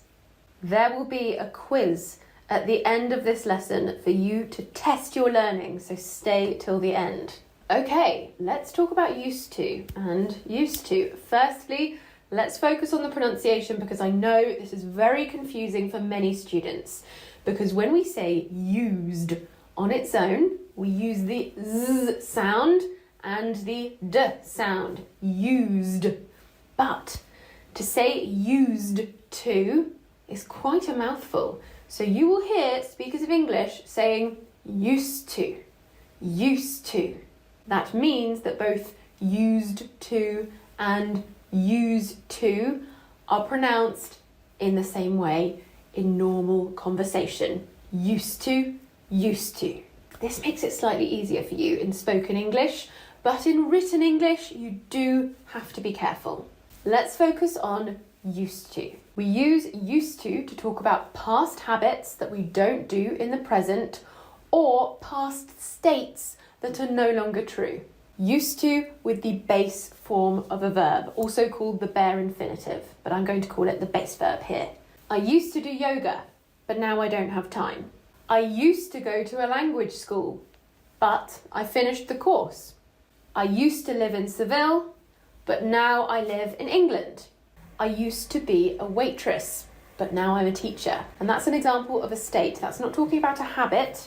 Something like, I used to have short hair. That wasn't a habit, that was a state.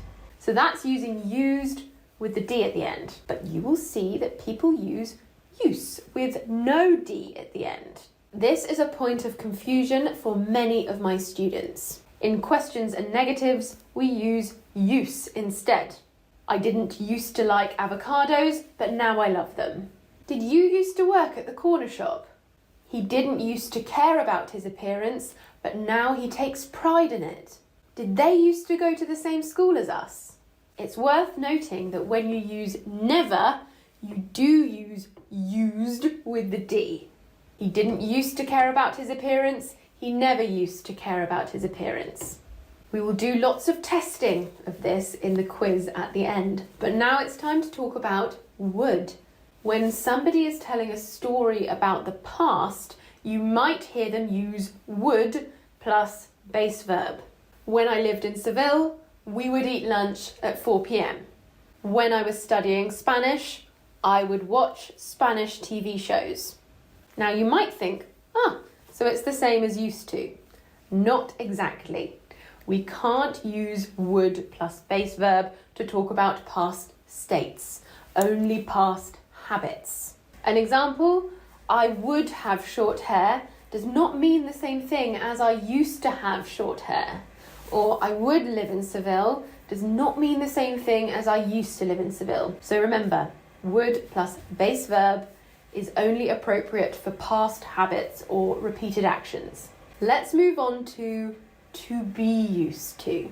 When we want to talk about things that we are accustomed to or things that feel normal to us, we use to be plus used to plus verb ing. An example, I'm used to running in cold weather, so I don't mind it. I'm accustomed to running in cold weather. It feels normal to me to run in cold weather. Another example, my fiancé Will is used to working hard, so when we go on holiday, he becomes restless. Working hard is normal to him. It's what he is accustomed to. We can also use to be used to plus noun or pronoun.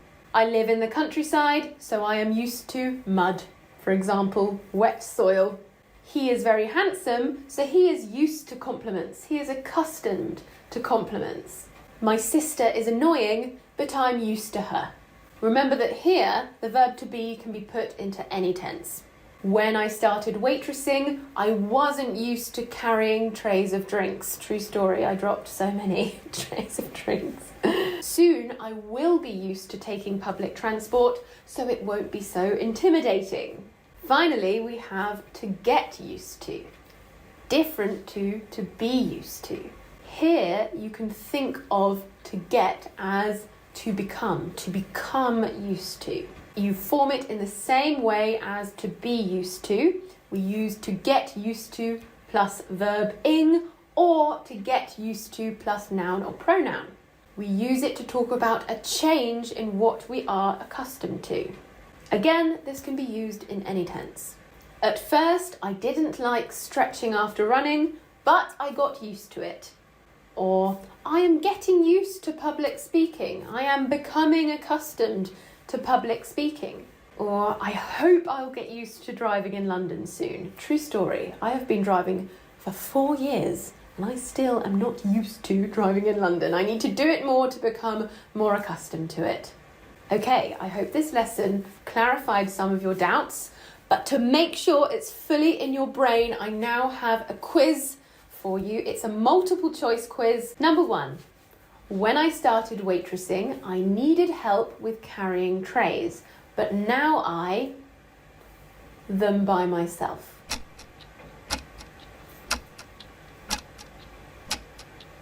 When I started waitressing, I needed help with carrying trays, but now I am used to carrying them by myself. Number 2, I every day, but now I don't have time.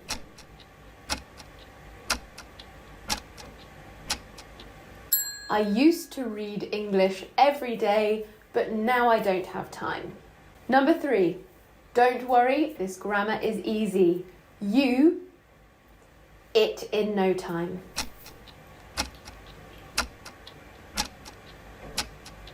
Don't worry, this grammar is easy. You will get used to it in no time. Number 4, I was surprised to see her running. She, when I knew her.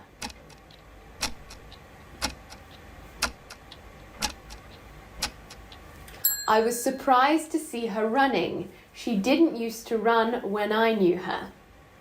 Number 5, when I had to get the train to work, I very early.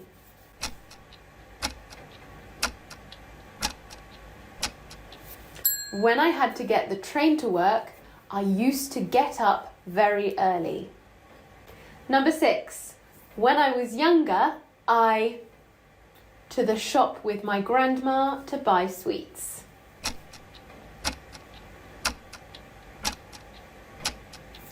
When I was younger, I would go to the shops with my grandma to buy sweets. Number 7, whenever we went to London, we always in the Grand Hotel.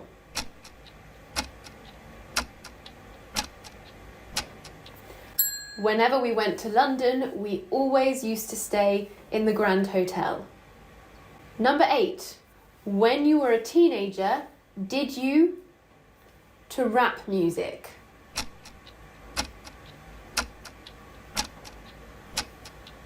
When you're a teenager, did you used to listen to rap music? Number 9, she didn't about fashion, but now she spends a lot of money on clothes.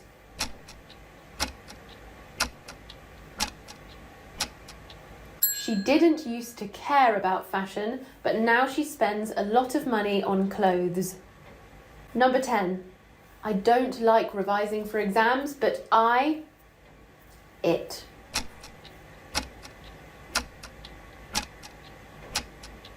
I don't like revising for exams, but I am getting used to it. How was that? Do you feel more confident about when to use used to and would to talk about your past. We're going to move on to something really tricky but incredibly important. Have been, has been, and had been. Learning these will really help you when using perfect tenses. Today I have a grammar lesson all about have been, has been, and had been. I receive questions about have, has, and had been all the time. I'm going to clarify nearly all of the ways we use them. Now, this is going to be quite a long video, so before we start, I'm going to tell you exactly what I'll be talking about so that you know what to expect. The lesson will begin with which subjects we use with have, has, and had. Then I am going to show you how to form positive and negative sentences and questions using have, has, and had been. After that, we are going to discuss the pronunciation of these words and the use of contractions. Really important part, do not miss it. And then we're going to go over 4 of their key uses. We're going to discuss how to talk about travel experiences. That's a source of some really common mistakes. We'll also discuss how to describe unfinished states and actions with an additional focus on for and since, because that gets a lot of you. I'm going to show you how to talk about to past events or actions. And then finally, we will focus on how to focus on the object of a sentence with the passive voice. That might sound complicated, but I'm going to make it really clear for you. At the end of the video, I'm going to give you some extra information about when we use have been, has been, and had been in other situations. And then we will end this lesson with a short quiz so that you can see how much you remember and retain from this video. I haven't done such an in-depth, long grammar lesson on this channel before. I want you to feel like you're in a classroom with me going through the full process of learning about have been, has been, and had been. Let me know if you like it. Now, let's start with some tenses and constructions. In this lesson, I am going to mention the present perfect simple, the present perfect continuous, the past perfect simple, the past perfect continuous, and the passive voice. And I'm not going to explain these tenses and constructions in detail because the focus today is on using have been, has been, and had been. Okay, first I'm going to talk about the basics. We use have been and has been in the present perfect tenses. I, you, we, they, and plural nouns go with have been. I have been, you have been, the books have been, my parents have been. He, she, it, and singular and uncountable nouns go with has been. She has been, it has been, London has been, the bread has been. Bread is uncountable. We use had been with all subjects, nice and easy, in the past perfect tenses. I had been, he had been, our children had been, the tea had been. How can I not bring up tea? I'm British. All subjects in the past perfect tenses. Now let's move on to positive and negative sentences and questions. In positive sentences, the structure is subject plus have, has, or had been. Nice and simple. In negative sentences, we put not between have, has, or had and been. Subject, have, has, or had, not been. In questions, we invert the subject word order and we put have, has, or had before the subject. Have, has, or had plus subject plus been. Now I want to note here that we can use been, to be, as a main verb or an auxiliary verb. As a main verb, it expresses the state or action being described. It is not followed by another verb.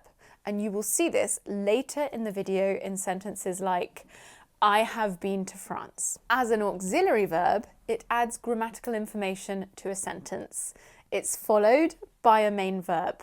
You will also see this later in the video in sentences like, I have been studying English for 3 years.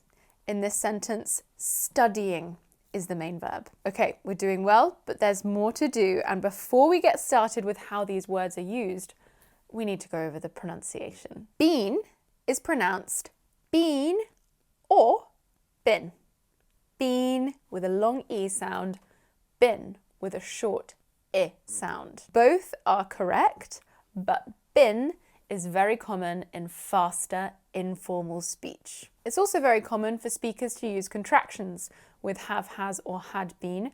For example, I have been often becomes I've been or I've been with the shorter I sound. So listen out for the contracted forms I've, you've, we've, and they've. The same thing happens to has been, which reduces to z or s. For example, he's been, she's been, and it's been. And had been, which contracts to d.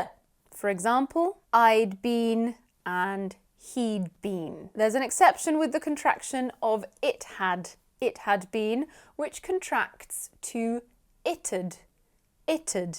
Notice the extra schwa sound there, which adds an extra syllable. It'd.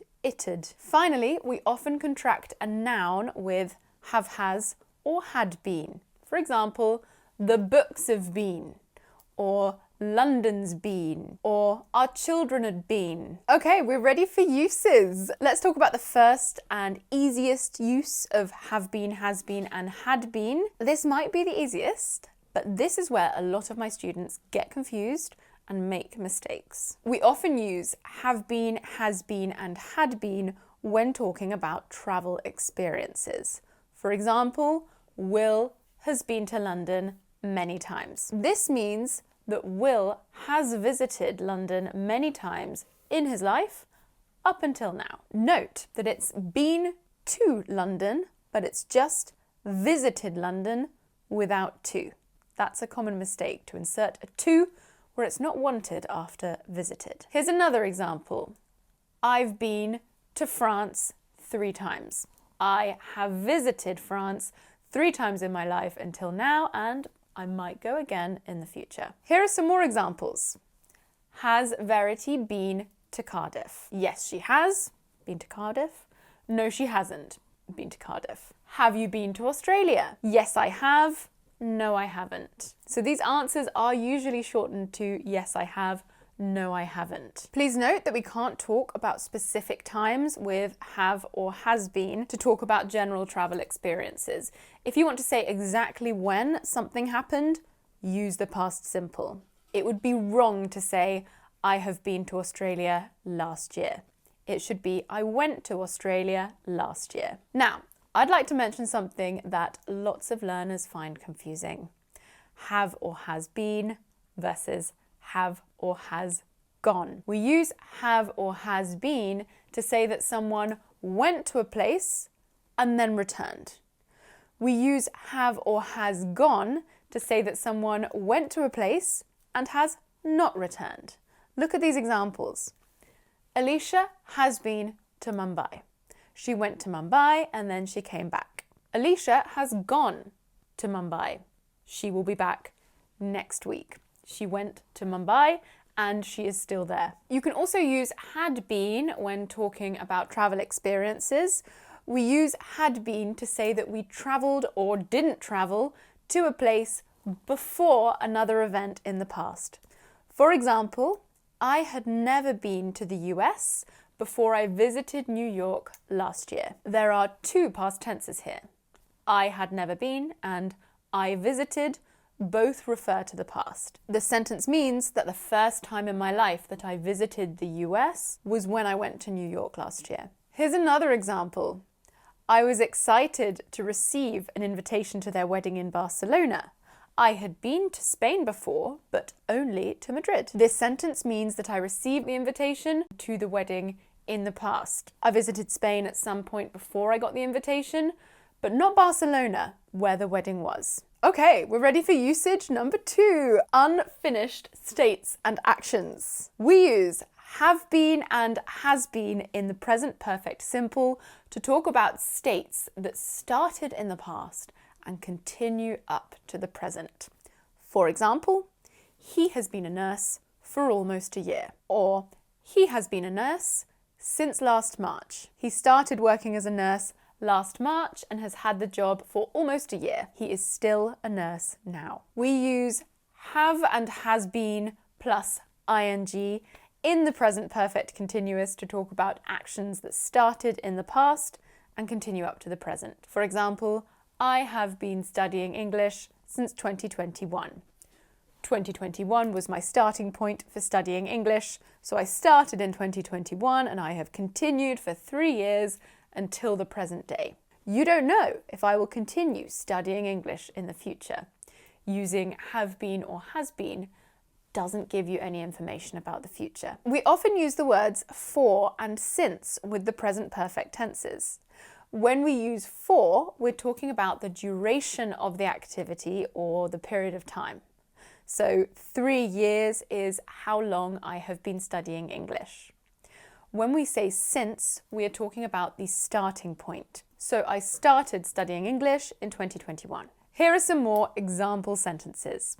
William has been watching TV since midday. William's been watching TV for 3 hours, presuming it's 3 in the afternoon. In the first sentence, William started watching TV at midday and he is still watching TV now. In the second sentence, he started watching TV 3 hours ago and he is still watching now.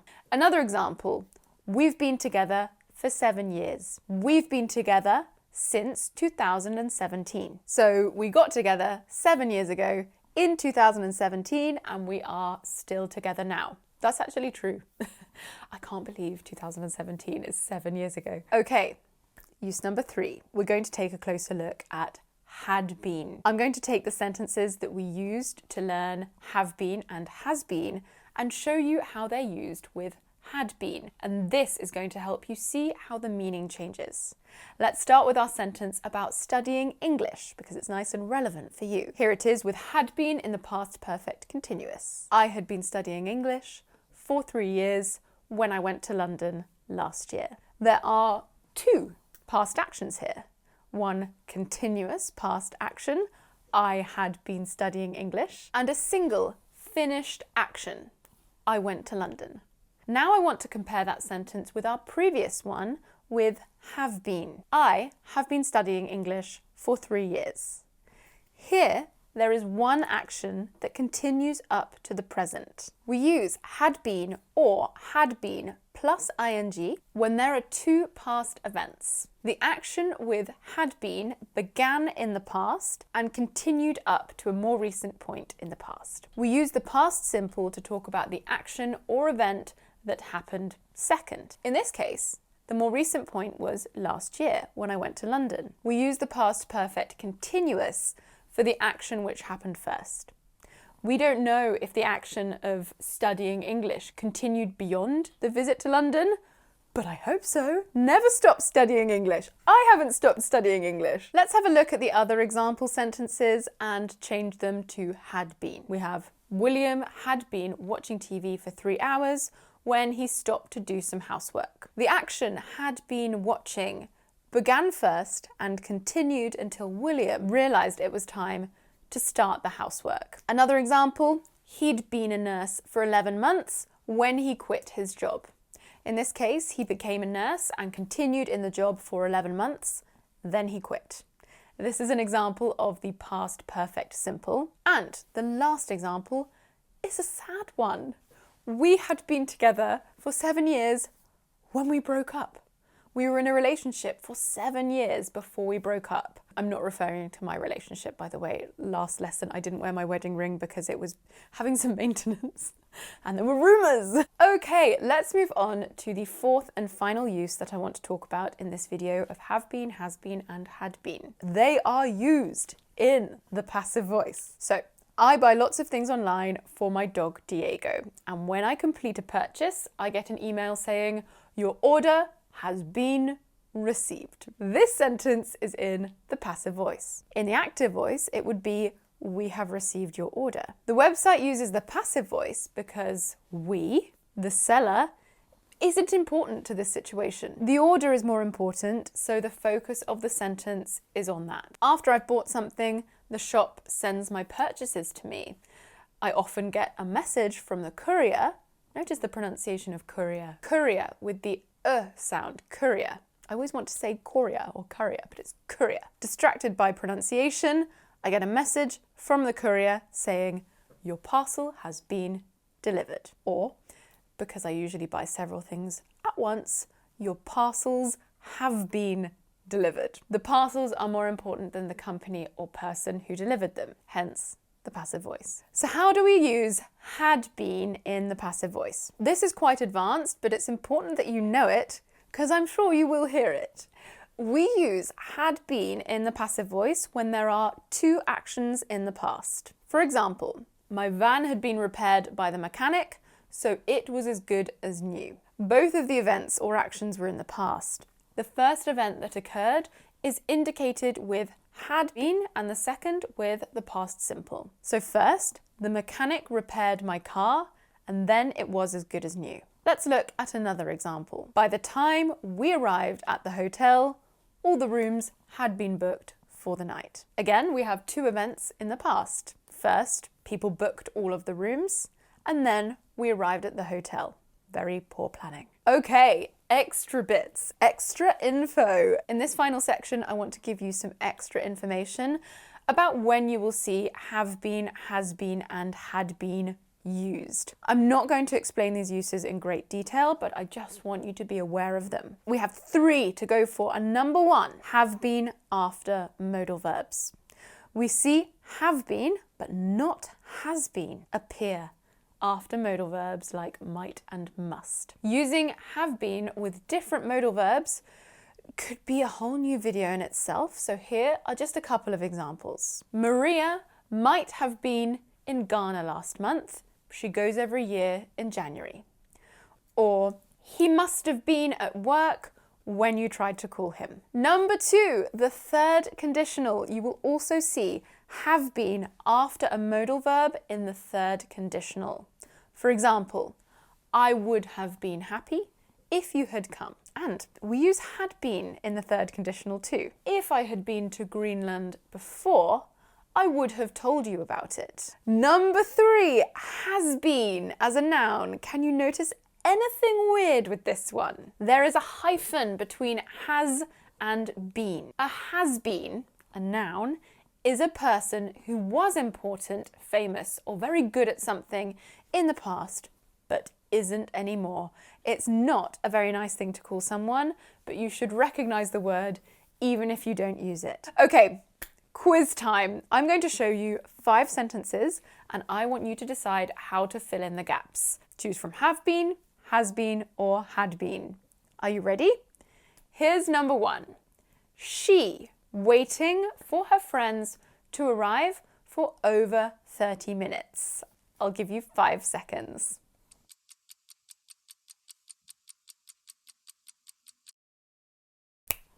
Has been. She has been waiting. Why? Because he, she, it, and singular and uncountable nouns go with has been. Number 2, Andy, a teacher for almost 50 years when he retired. You have 5 seconds.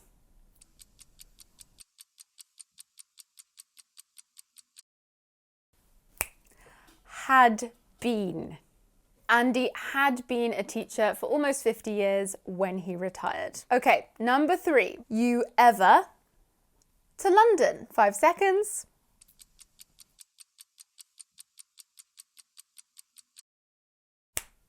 A nice question here.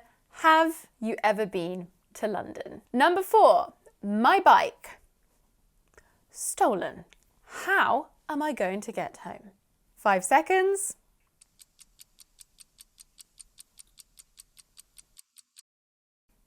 Has been. My bike has been stolen. How am I going to get home? This is in the passive voice.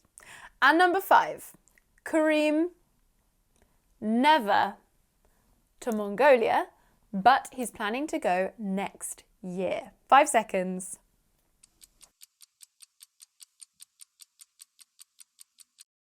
Kareem has never been to Mongolia, but he's planning to go next year. That brings me to the end of this video about have been, has been, and had been. There is more to learn about these words and the tenses we use them in, but this has been a really solid overview of some common uses. Now let's move on to adverbs. I have a video about some of the most useful ones here. Just, already, still, and yet. Let's go. It's already time for another grammar lesson. Are you still watching me? Are you not bored of me yet? Did you notice that I just, used already, just, still, and yet in those sentences? Those words are the topic of today's lesson because they are words that learners of English usually struggle with. But once you learn them, they're easy to use. All right, let's get started with the lesson. So you're likely familiar with adverbs. These are words that add extra details to verbs. They describe verbs. Words like slowly, quietly, quickly. An example, I slowly walked through the park, or the little girl sat quietly in her room. Now the 4 adverbs that I'm going to discuss with you today are a little different. They are adverbs of time, meaning they generally describe when something happens. There are a few exceptions, and don't worry, we will go through those as well.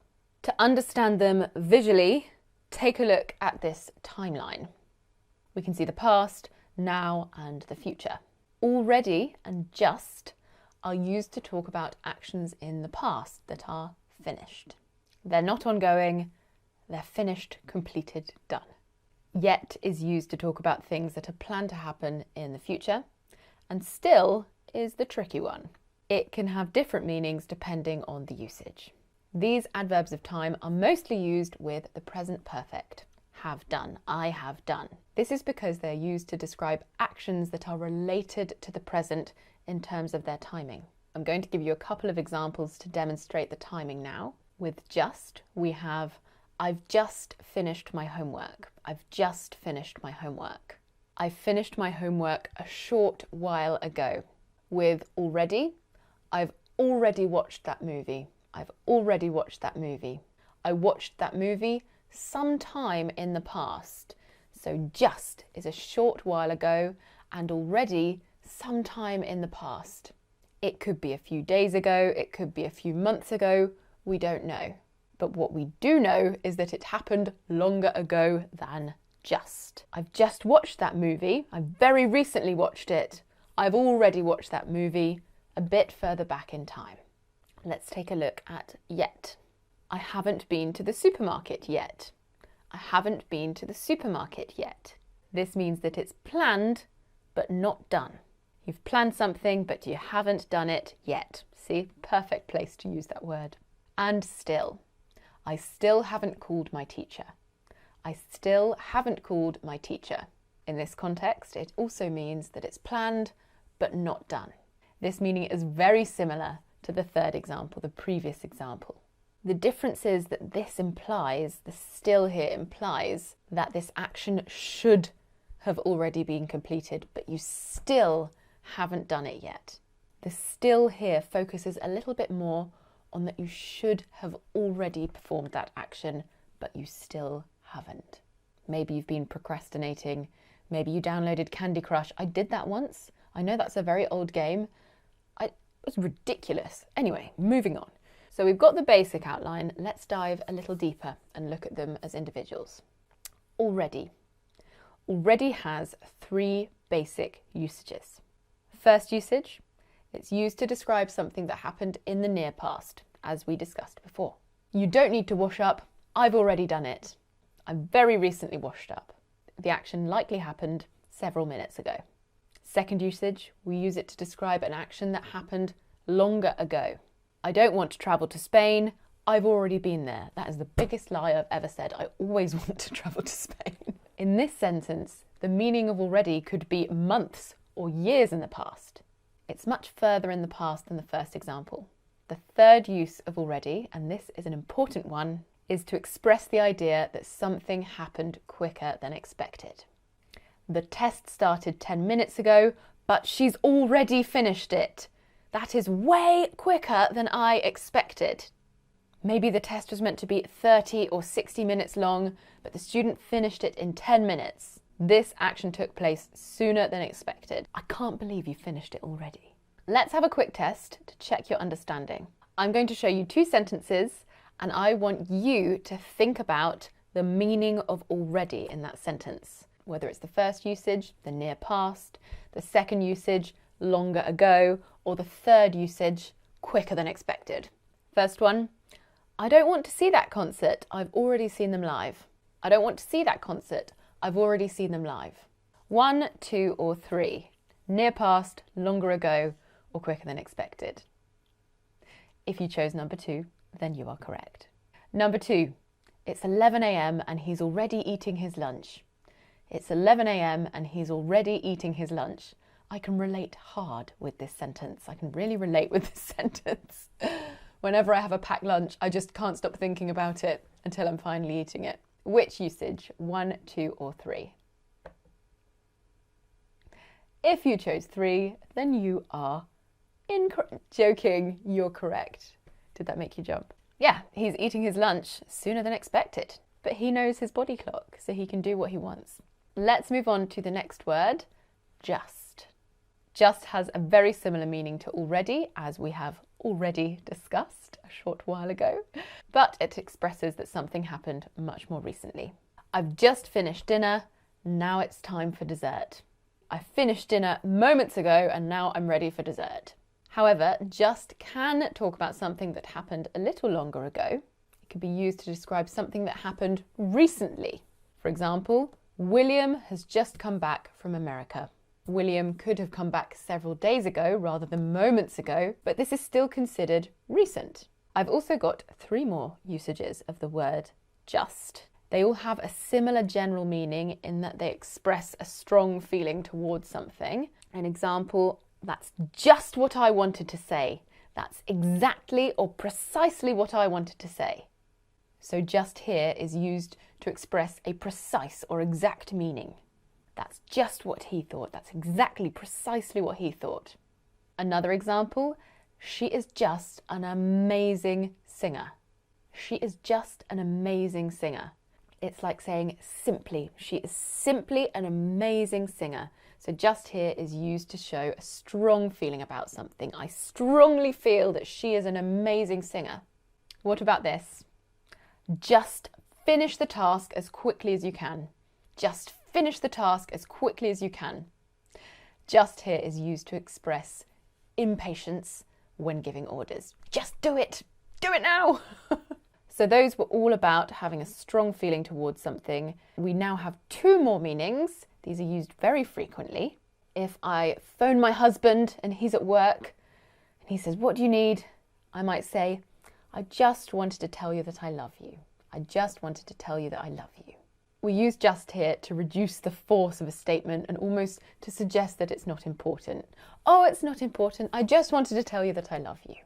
Another example, can I just borrow your phone for 1 minute? Can I just borrow your phone? That's all I want. It's not much. Please, can I borrow your phone? And lastly, we can use it to mean simply or only. I'm just a student, so I can't afford it. I'm simply or only a student, so I can't afford it. Okay, so we have those 7 usages. Let's test you once again to check your understanding. What is just being used for in this sentence? You should call Tom. He is just the man for the job. I might have given it away with my hand. You should call Tom. He's just the man for the job. It's the third one to express a precise or exact meaning. He is the exact man for the job. And the next sentence, I don't want to hear any excuses, just be quiet. I don't want to hear any excuses, just be quiet. Which meaning is it? It's usage number 5 to express impatience when giving orders. So we've already spoken about already and just, but we still haven't spoken about still or yet. So let's move on to these last 2. I mentioned earlier that still can be a little bit tricky. This is because it can have various applications. Let's take a look. We can use it to describe something that is going to happen in the near future. In this case, it's used in a negative context. I've been waiting for 20 minutes, but he still hasn't arrived. Still is often used with continuous grammar, describing an action that is continuing and hasn't finished yet. He is still washing his car. He is continuing to do so. He hasn't finished yet. This can imply that somebody is taking longer than they should, or something is taking longer than it should. He's still cleaning his car. He's still out there. He loves that car. The last use of still is to talk about habits. In particular, habits that have not changed, even if they maybe should have changed. An example, he's 35, but he still lives with his mum. Obviously, it's absolutely fine to live with your mum when you're 35, whatever works for you. I mean, the housing prices now. Moving on. However, there is that implication that it's not normal to do that. It's a habit that should have been broken according to society. Another example, do you still go to that nightclub? Oh, we stopped going ages ago. It's implying, oh, you still do that? Oh, we stopped that ages ago. It doesn't always have to be negative. Do you still work for Google, for example? Do you still work for Google? Yes, cool. So there's still for you. It's used to describe something that's going to happen in the near future or likely to happen in the near future, an action in progress that still hasn't finished, or to talk about a habit that hasn't changed, sometimes with an implication that it should have changed. I hope that's clear for you. Finally, let's talk about yet. This adverb of time has a couple of meanings, but the most common one is to express that something's going to happen soon. Have you finished your homework yet? I expect you to finish it soon, but I don't know if you've completed the task or not. Comparing this to already, have you already finished your homework? It implies a little bit more that I'm shocked that you've done it so soon. Have you already finished your homework? If I say, have you finished your homework yet? There's no strong implication that you've done the homework quicker or slower than expected. Have you still not finished your homework? That implies that your homework is being completed at a much slower rate than expected. There is another meaning of yet, and it's similar to the meaning of nonetheless. Nonetheless. What a great word to say. Nevertheless was always a favourite of my students. Nonetheless means despite what has been said or done. It's similar to but. Nonetheless. He's retired, yet he still continues to work. He's retired, nevertheless, or nonetheless, he still continues to work. Okay, if you're still watching, well done. We are now going to get into some really advanced grammar.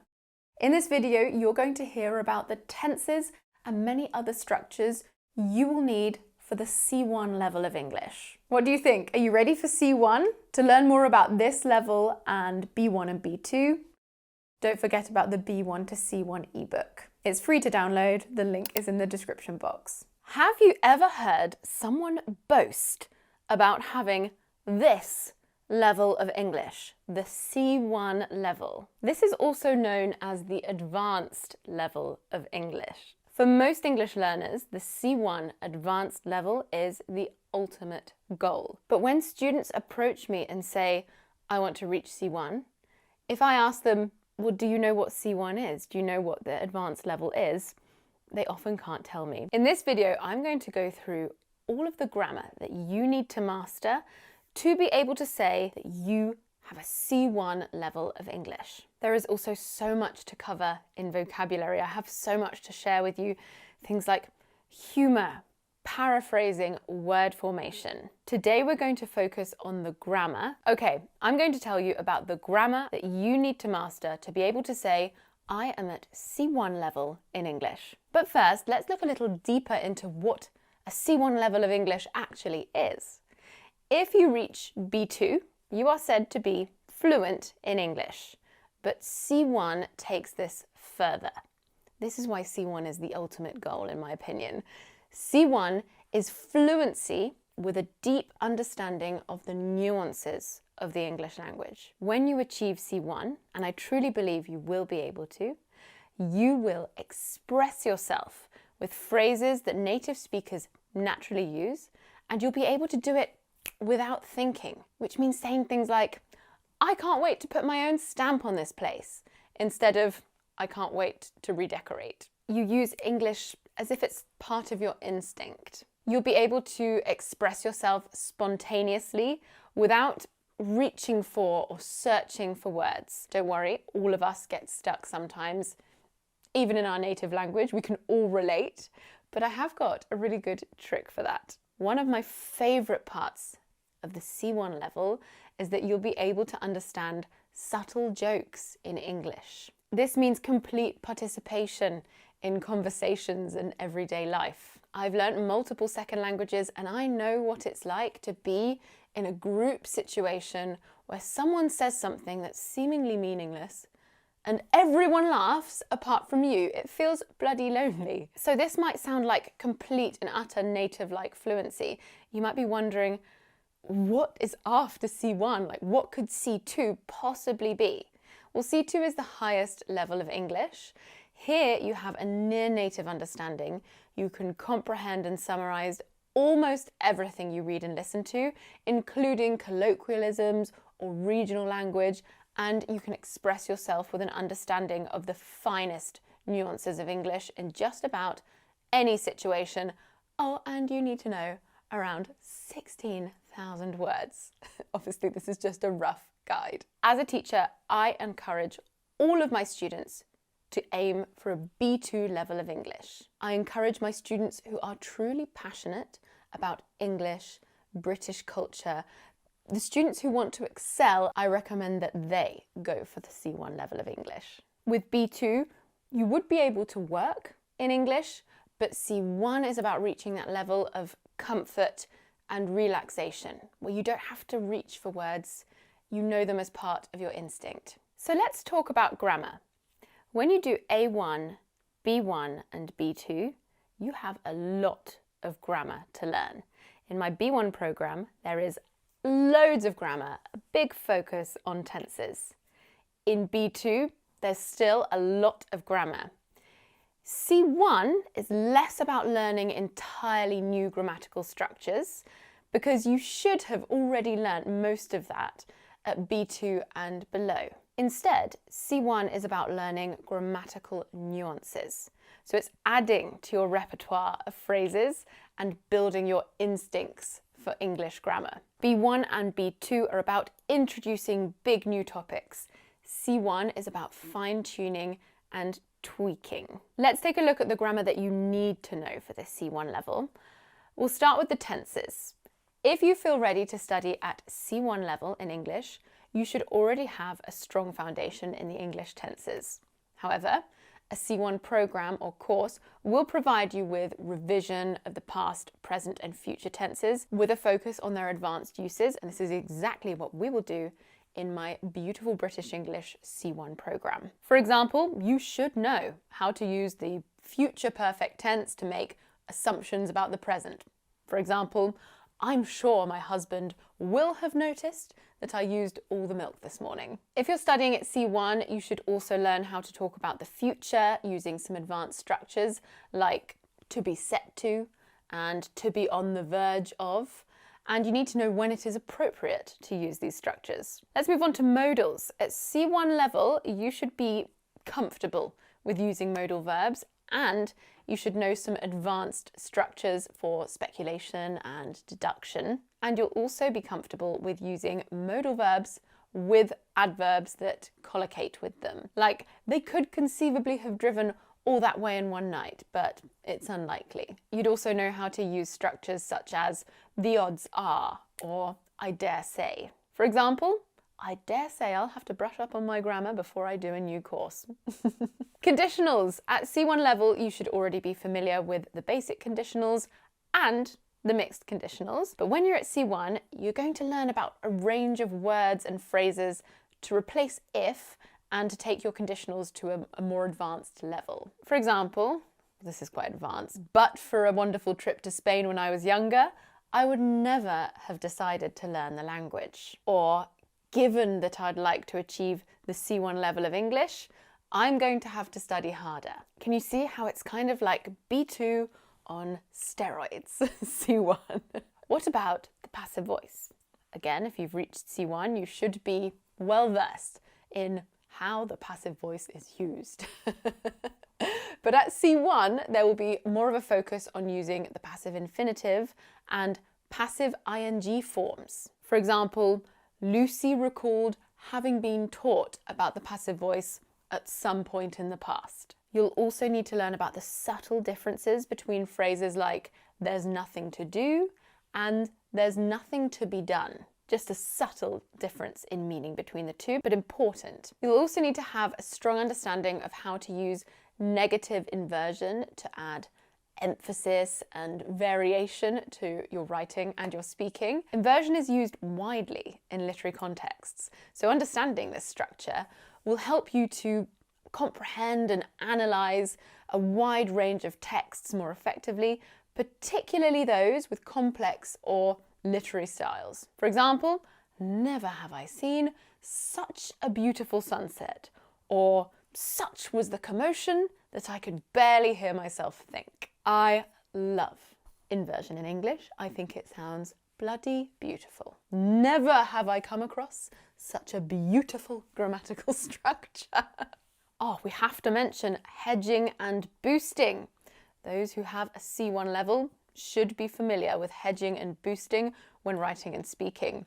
So hedging is a linguistic strategy that allows speakers to soften or downplay the force of their statements, often by using hedging verbs like to seem or the passive voice, and adverbs like presumably. This is something we do a lot in British English. Hedging is part of our culture. For example, it seems like this might be a good solution. Boosting, on the other hand, involves using language to increase the force or impact of a statement, often by using adverbs like undeniably or strong verbs like to prove. For example, this has been proven to be the best solution to our problem. Another really important aspect of achieving a C1 level of English is understanding the various meanings of a number of phrasal verbs. Depending on the context, phrasal verbs can take on different meanings, but to effectively communicate and understand advanced conversations,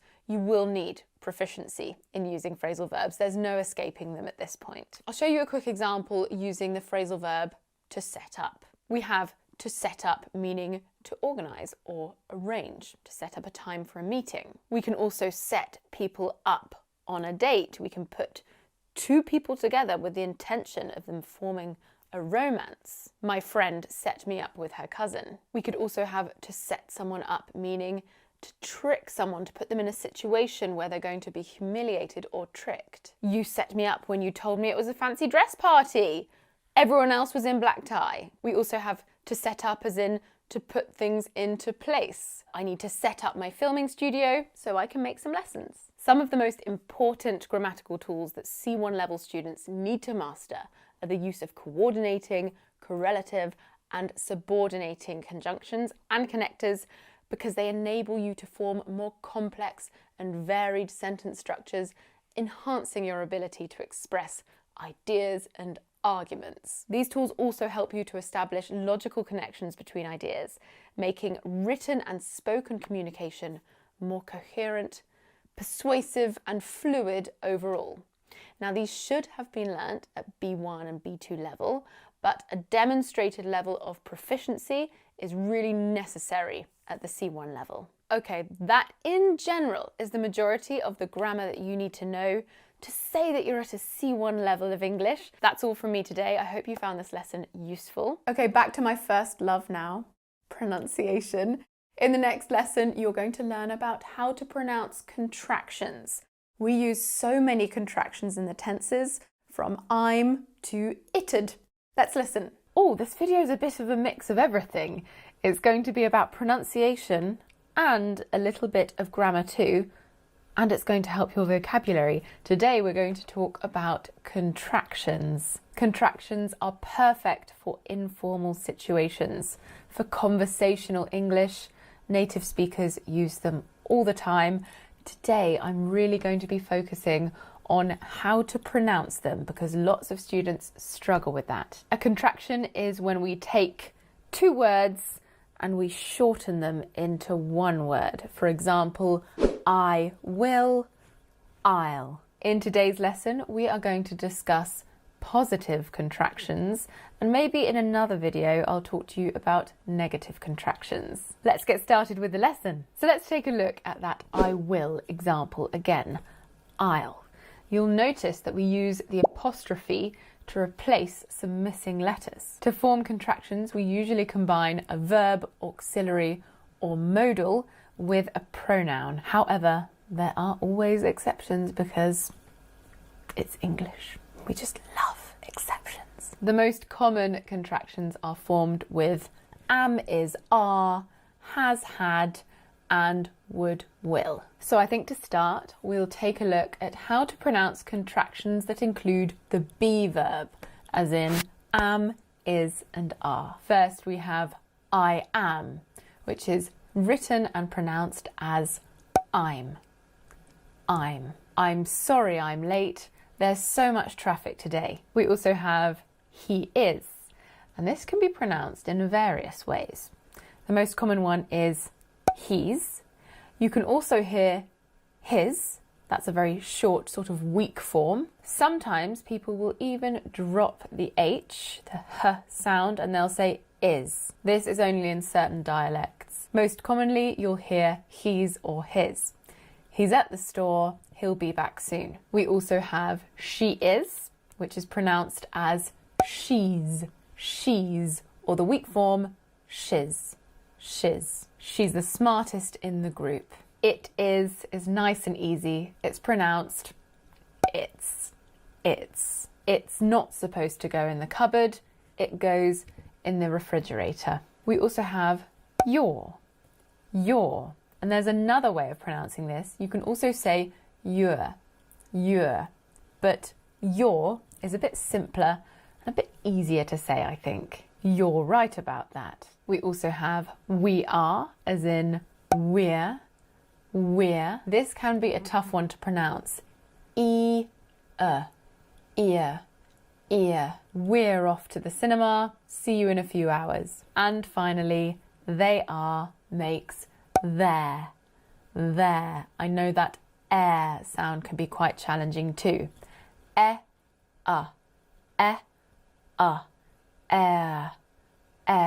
Some students find it easy to just pronounce the sound and elongate it.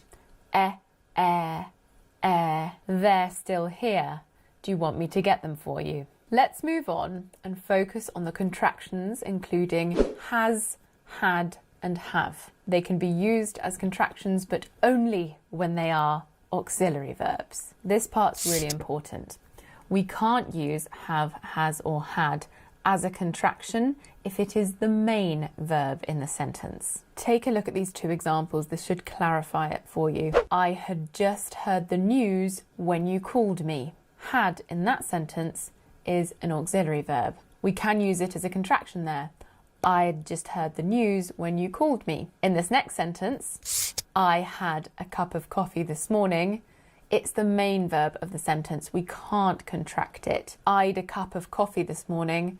It just doesn't sound right. I had a cup of coffee this morning. Let's take a look at has first because it can be quite confusing. Firstly, we have she has, she's. We also have the weak form shiz. She's been working late most nights. We have he has, he's, or the weak form his. He's got a meeting at 10. And finally, it has, contracted to its. It's been sitting out all night. Now, these three are confusing because they have the same pronunciation and spelling as the contracted form of she is, he is, and it is. How do you know the difference? Well, it should be fairly clear from the context, but if you have a doubt, you need to see how the sentence has been conjugated. If you can see a past participle after the contraction, it means that the contraction represents has. If you see been, eaten, seen, then usually the apostrophe S will be has. Let's take a look at the easier ones. We have to have. I have is I've been here all day. You have is you've come all this way just to break up with me. And we have is we've, or the weak form with. We've taken the dog to the vet. And we have had. I had becomes I'd, I'd been studying English for 3 years before moving to Leeds. You had becomes you'd. You would have passed if you'd studied. She had becomes she'd. She'd been sleeping all day when he called her. He had becomes he'd. He'd left before us but was still late. We had becomes we'd. We'd seen him around the office but we didn't know he was the new boss. And they had becomes they'd. They'd eaten before coming over. Let's take a look at would, the contractions for would. You'll notice that they are very similar to the contractions for had. I will show you a couple of rules after we've covered the pronunciation. I would, I'd like to visit London. You would, you'd look good in this dress. He would, he'd like to spend time with his family. She would, she'd like to go on holiday. It would, it'd be great to see you when you're back. We would, we'd love to come to your wedding. And they would, they'd take the train, but the tickets are too expensive. So how do we know if contractions like I'd and we'd are representing had or would? Here are some rules to follow. Would is followed by an infinitive. She would go. I would love. She'd go. I'd love. Would can also be followed by the present perfect tense. They'd have slept. I'd have given. With had, a past participle follows. I'd eaten. I had eaten. He'd gotten. He had gotten. Let's move on to our penultimate section, will, before we move on to some extra ones. These ones are fairly simple. We have I will, I'll come round later today. You will, you'll. I'm a great cook. You'll see. He will, he'll put it on his credit card. She will, she'll sleep on the sofa. It will, it'll need some food and water in the morning. We will, we'll see you next week. And they will, they'll move your luggage for you. Finally, I have 5 more positive contractions that don't follow the same patterns, but you'll probably hear them quite frequently. We have should have, should have. We can also sometimes pronounce this as shoulda. This is way more informal. We should have left much earlier. Would and could follow that same pattern. I actually have a video on this. I'll make sure I link it in the description box, all about should have, would have and could have. She would have been so angry. They could have come. Finally, we have want to and going to. We shorten these to wanna and gonna. I have a video all about these. Again, I'll put it in the description box for you. I want to go to yoga in the morning. I'm going to finish this project. Okay, you've made it a long way. Do you want to have some fun? Well, we're gonna learn how to use wanna and gonna correctly in this video. I have got a seriously important lesson for you today. And this lesson is going to help you understand native speakers and sound more native yourself. So what are we going to talk about today? Well, we're going to talk about reductions. I'm going to show you how to correctly use words like wanna and gonna. I use them all the time in daily conversations. It's not good English, but it is colloquial conversational English, and you will hear it and you probably will want to learn to use it, because saying I want to and I'm going to all the time can be pretty tiresome. So you've probably heard native speakers use words like wanna and gonna. Now, because it's a colloquial word, there are some variations in spelling. I have seen it written wanna, which is what I would tend to use, and also wanna. And I've seen gonna and gonna as well, but the pronunciation stays the same. Wanna, gonna. Not gonna, it's gonna. Not wanna, it's wanna. Now, the first word that I want to talk about is wanna. Now, wanna means want to. Want to. I want to go home. I want to go home. Now this is fine when we use it with I, you, we and they. I want to go home, you want to go home, we want to go home and they want to go home. That's fine. The problem arises when we want to use he, she or it. Why? Well, because we have to use the third person singular. Now, I want to, but she wants to. So wanna changes to wants to, wants to. So he wants to go home, she wants to go home, it wants to go home. So you must remember that if it's he, she or it, it's not wanna, it's wants to. You have to make sure that the verb and the subject agree. Now moving on to gonna. Gonna means going to, and the biggest mistake that I hear is that students forget to use it with the verb to be. I am going. You are going. To be going. So I always hear I gonna go, she gonna go, we gonna do. That's wrong. It needs to be I'm gonna go, she's gonna go, we're gonna do.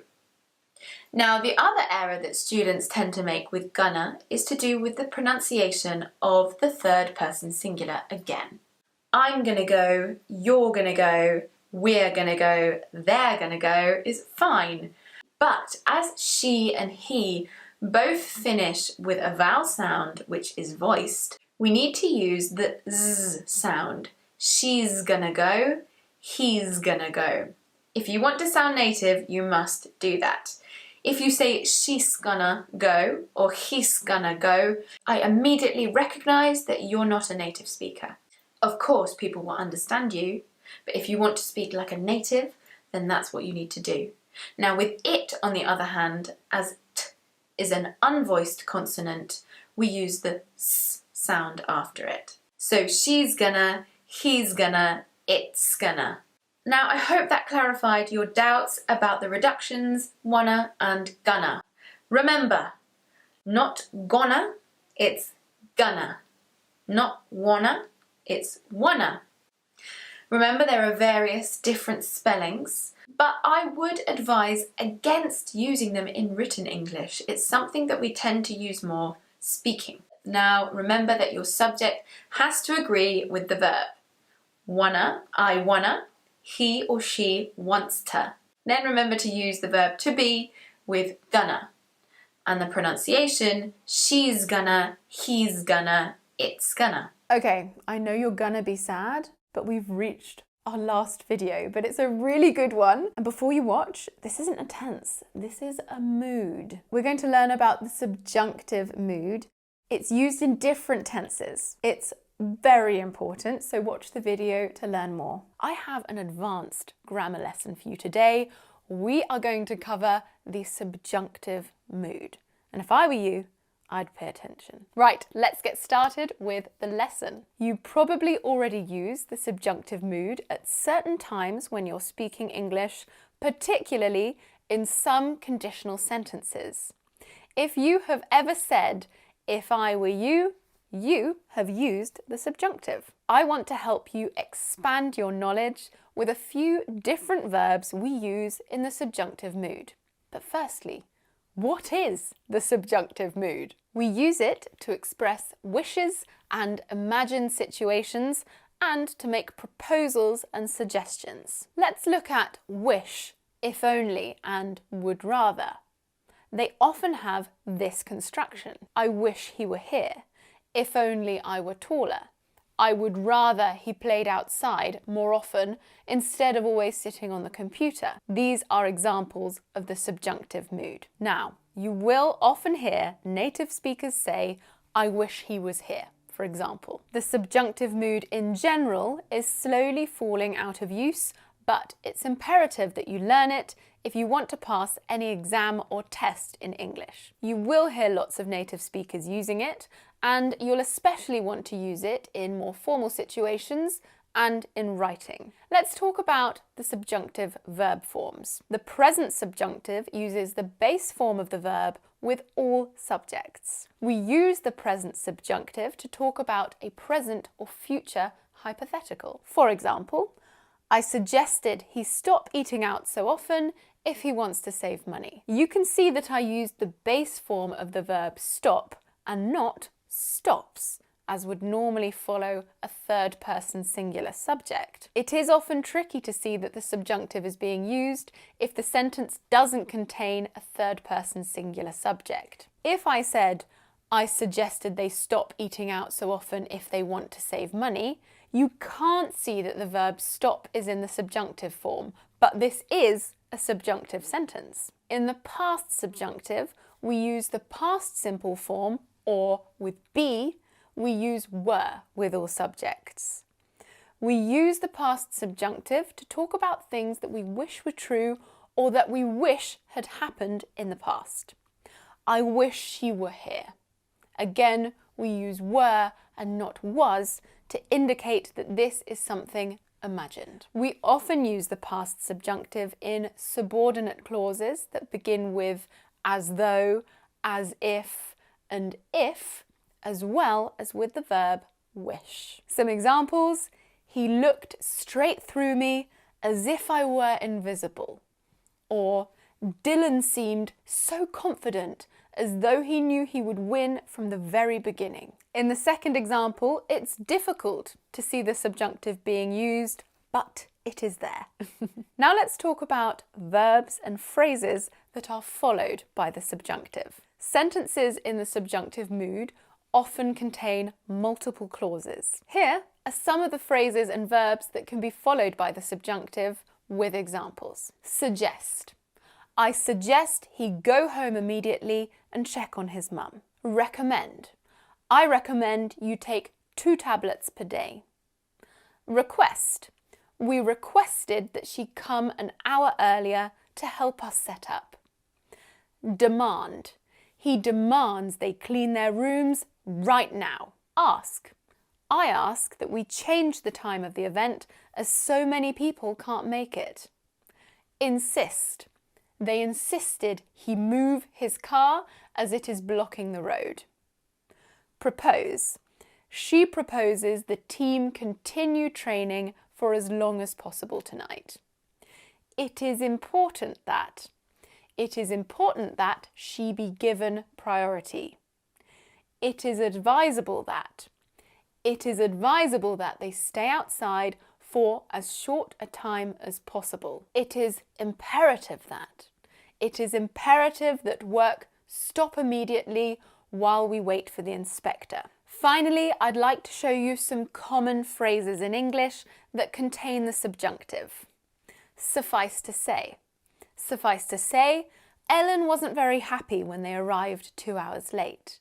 Or, be that as it may. Be that as it may, we can't wait for them forever. One of my favourites, heaven forbid. Heaven forbid anything happen to them. And so be it. We use that on its own. So be it. This is an expression of acceptance or resignation. So be it. I'll let you have the job. Come what may.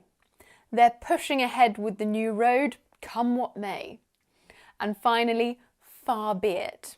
Far be it from me to tell anyone what to do. With far be it from me to tell anyone what to do, it's saying that I'm not intending to tell anyone what to do. If I say far be it from me to criticise, I might be preceding something that might sound like criticism, but I don't want it to be criticism. All of these phrases sound incredibly formal and quite old-fashioned. I personally like them. I think they sound very eloquent and interesting. Okay, that's it. We're done. If you got this far, congratulations. Now is the time to download the full tenses ebook, and I will give you my B1 to C1 ebook for free too. It contains everything we've discussed in this video, plus quizzes and activities. The link to get your ebooks is in the description box, or you can scan the QR code or even type in the link on screen. I really hope you enjoyed the course today. I really enjoy making these videos for you.